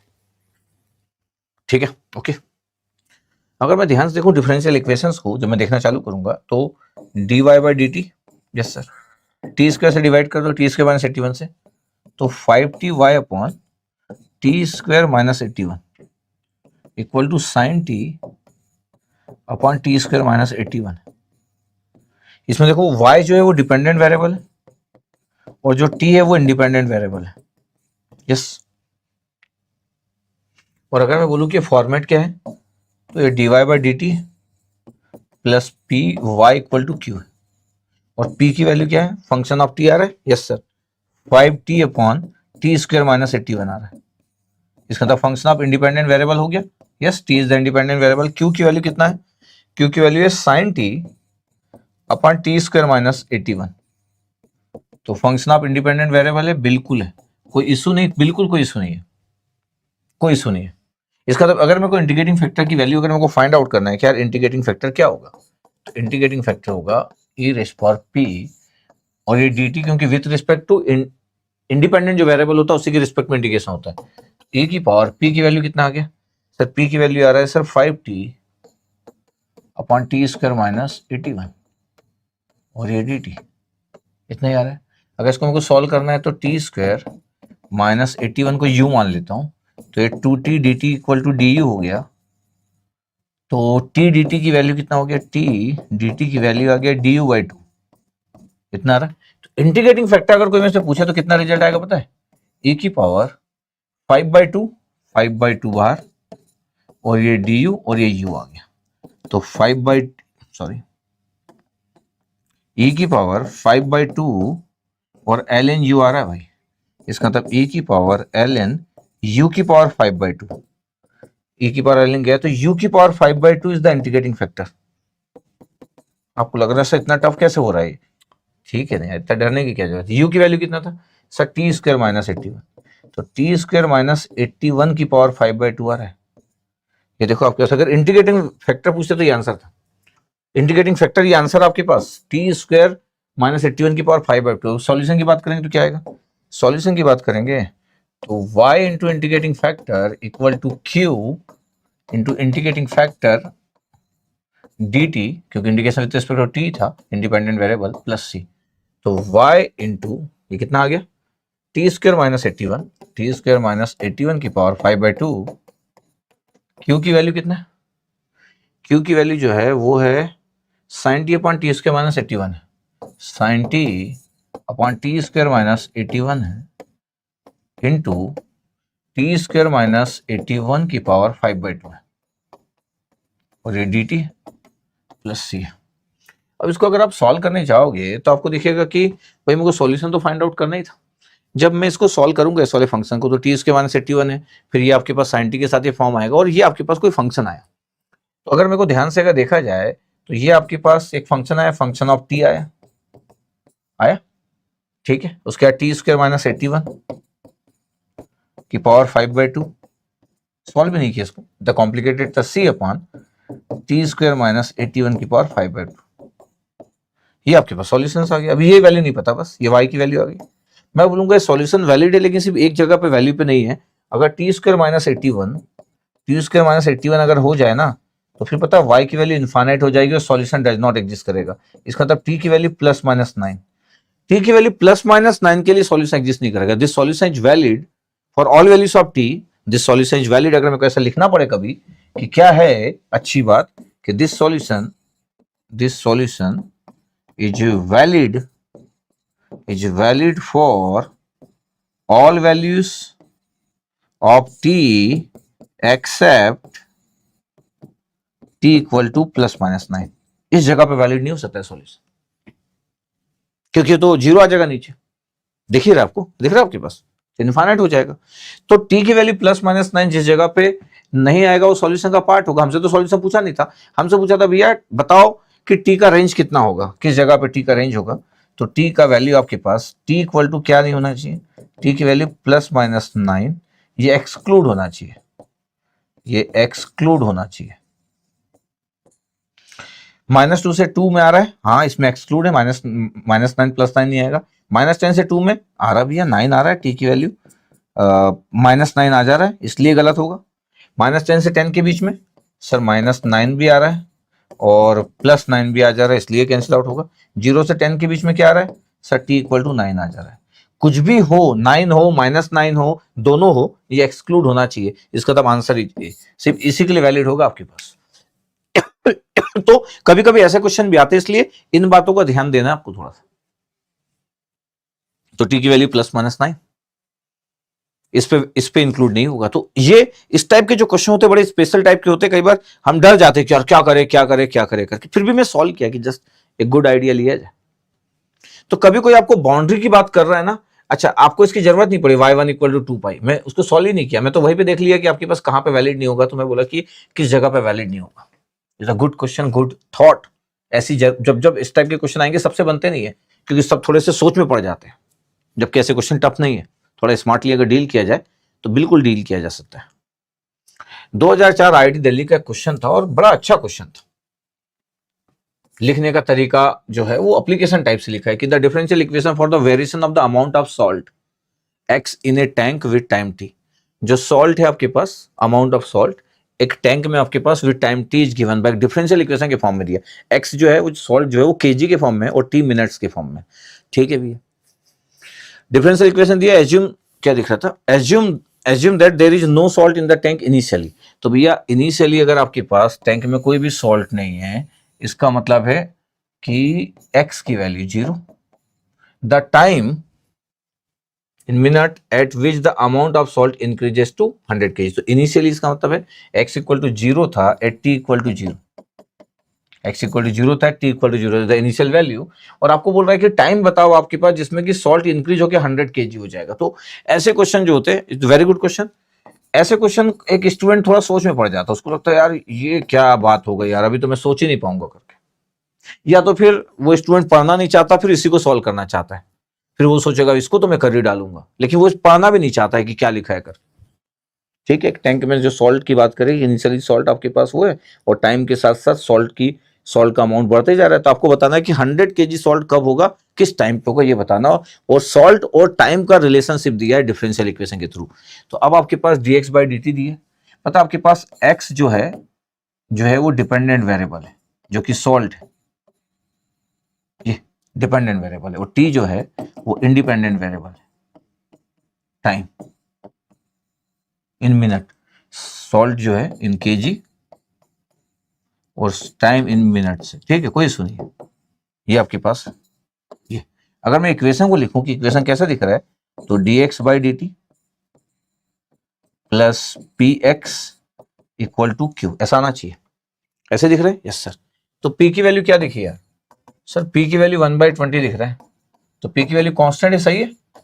यस सर, या तो फंक्शन ऑफ इंडिपेंडेंट वेरिएबल होना चाहिए, तो कांस्टेंट होना चाहिए। q की वैल्यू बताओ सर, q की वैल्यू भी 10 है, ये भी कांस्टेंट है, तो कैलकुलेशन नहीं होगा ज्यादा, सही बात है। इंटीग्रेटिंग फैक्टर क्या होगा, इंटीग्रेटिंग फैक्टर e की पावर p, और ये integration with respect to independent variable, और वो t है, तो dt सर। तो e की पावर p की वैल्यू कितना है 1/20, और ये dt, तो e की पावर t/20 आ रहा है भैया, इंटीग्रेटिंग फैक्टर आ गया e की पावर t/20। ये देखो ध्यान से, अब मेरे को सॉल्यूशन की बात करना है।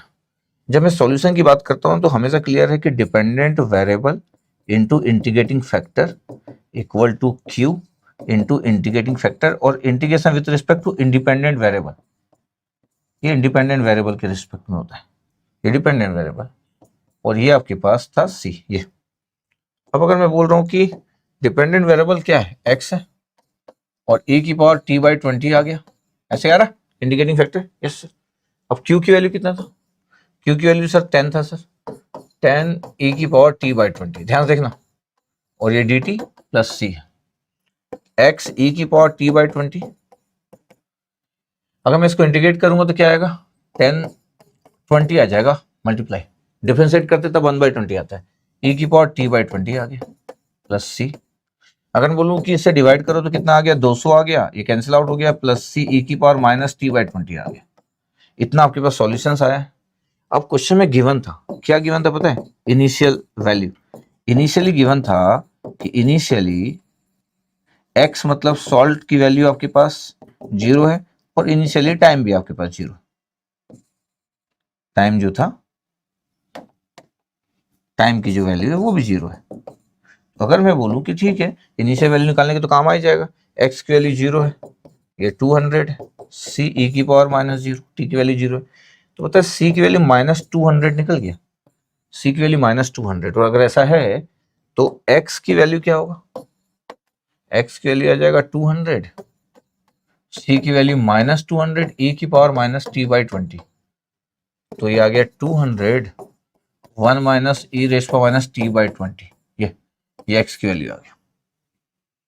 पता आपके पास इस इक्वेशन में बोला आपके पास, अगर ध्यान से देखा जाए तो पता है इसकी वैल्यू कितना है। इसको अगर आप कभी फिगर बनाना जानते हो थोड़ा बहुत भी जिंदगी में, कि ये t है और ये x है, t इक्वल टू 0 पे कितना आ रहा है, t इक्वल टू 0 पे सर 200, नहीं t इक्वल टू 0 पे 1 माइनस 1 0 ही, तो x की वैल्यू है t इक्वल टू 0 पे कितना आ जाएगा 200 1 माइनस 1, ये e की बार माइनस 0 1 होता है, 0 आ जाएगा। और पता है अगर आपको इक्वेशन कहीं बनाना t इक्वल टू इनफाइनाइट, ऐसे बनाने के लिए मेरे को पूरा फिगर बनाना है, t इक्वल टू इनफाइनाइट पे कितना आ जाएगा 200 1 माइनस e की पावर माइनस इनफाइनाइट 0 होता है, तो 200 आ जाएगा। इसको बोलते हैं सर फिगर ड्रॉ करना। ये 0 से स्टार्ट हुआ है और अगर मैं इनफाइनाइट तक ले जाऊं तो ये 200 आ सकता है, वहां तक तो जाएगा नहीं, अलग बात है। ये 0 से स्टार्ट। अब आपको पूछा क्या था, आपको पूछा था क्वेश्चन कि टाइम निकालो अगर x की वैल्यू 100 आपके पास केजी हो जाए, सॉल्ट इंक्रीज होके। इसका मतलब है कि अगर 100 तक अगर आपके पास अगर केजी जब आपके पास सॉल्ट जाएगा एक टैंक में इंक्रीज होके, तो टाइम की वैल्यू चाहिए, ये टाइम, और यहाँ पे टाइम इन मिनट है, ठीक है, और ये केजी में आपके पास है, x इन केजी, कोई इशू नहीं है। तो मेरे को ये वाली वैल्यू चाहिए, ये वाली वैल्यू। वैसे तो इनफाइनाइट तक रख दोगे तो पूरा टैंक भर जाएगा, 200 केजी मैक्सिमम हो सकता है, ये से समझ आ रहा है। तो मेरे को करना क्या है, मेरे को x की जगह 100 पुट करना है और टाइम की जगह t नॉट, कोई भी टाइम लिख लो, तो t की जगह t नॉट पुट कर लिया, ठीक है भैया।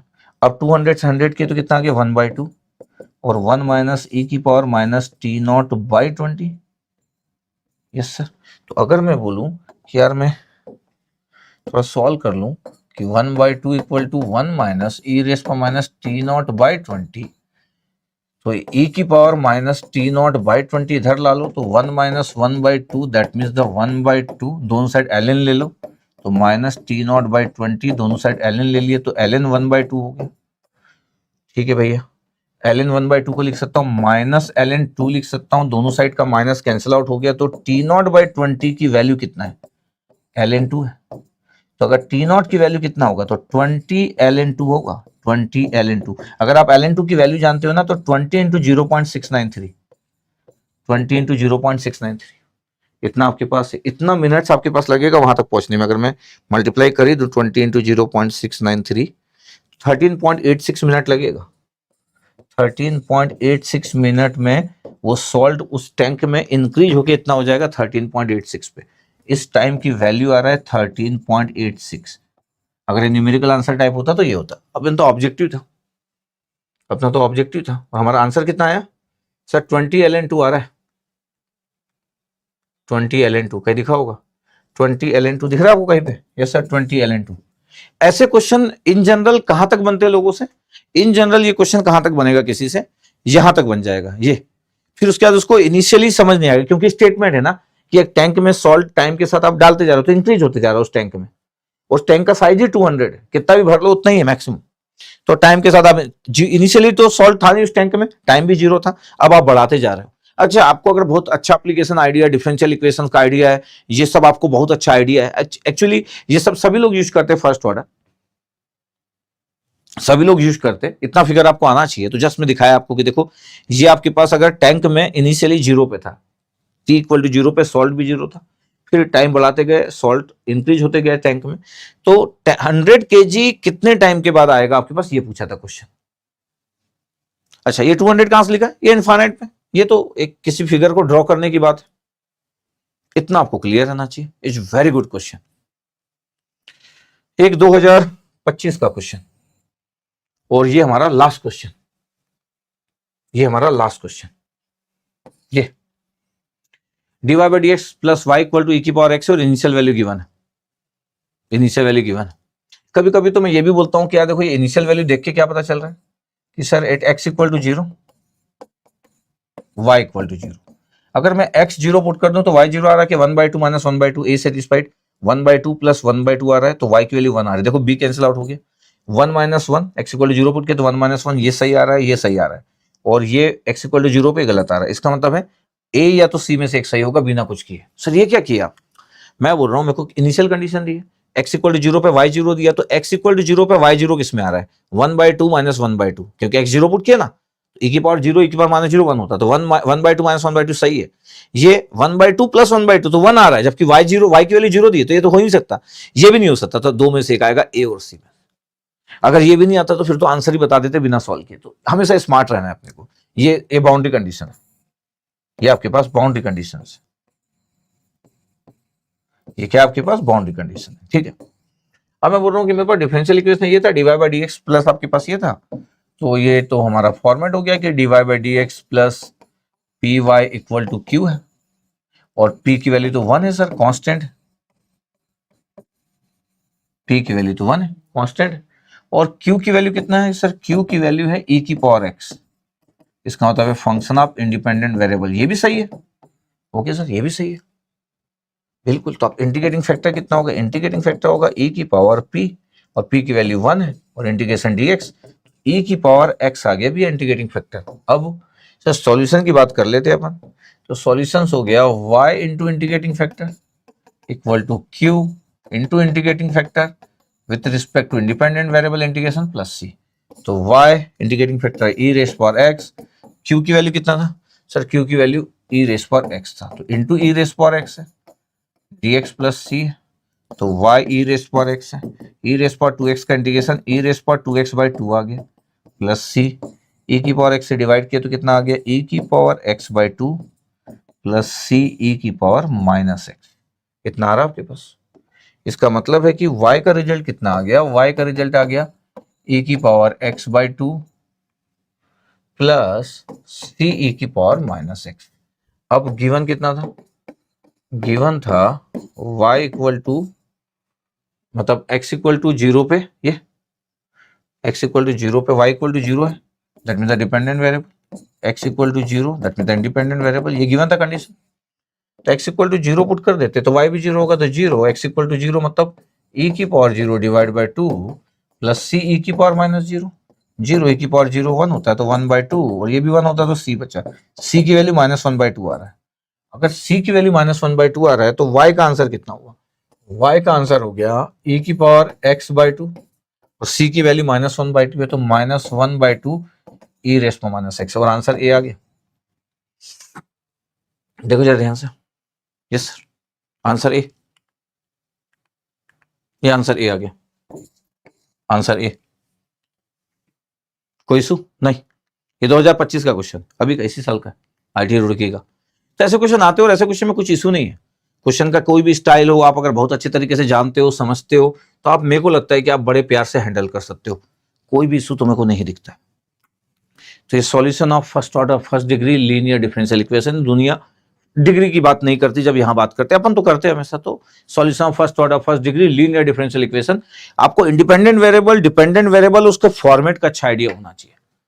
आप अगर इसको पिक कर लिए, इस फॉर्मेट को, कभी कभी तो इतना आसान होता है कि दुनिया के सभी लोग पिक कर लेते हैं, कभी कभी अच्छा फॉर्मेट होता है कि कुछ ही लोग पिक कर पाते हैं, अपने को कुछ लोगों में शामिल होना है, तो फिर इजीली सॉल्व हो सकता है क्वेश्चन। तो मैं सॉल्यूशन के दो स्टाइल बता चुका हूं, एक वेरिएबल सेपरेबल मेथड बता चुका हूं, और अब मैं आ चुका हूं लीनियर डिफरेंशियल इक्वेशन में। अगली क्लास जब होगी तो मैं बोलूंगा नॉन लीनियर इक्वेशंस अगर होगी तो क्या उसको हैंडल किया जा सकता है सॉल्यूशन वाइज, और क्या गेट में पूछा जाता है, तो वो दिखाऊंगा कि गेट में क्या पूछा जाता है एक नॉन लीनियर इक्वेशन को हैंडल करने के लिए, और नॉन लीनियर को कैसे हैंडल किया जाता है। तो धीरे धीरे अपन अपना दायरा और अपनी अप्रोच और अपने कंसेप्ट को इंप्रूव करेंगे, ठीक है। आई होप आपको ये वीडियो भी अच्छा लगा होगा, जब आप देखोगे तो बताइएगा जरूर कि आपको कैसा लगा, ठीक है। Okay, thank you.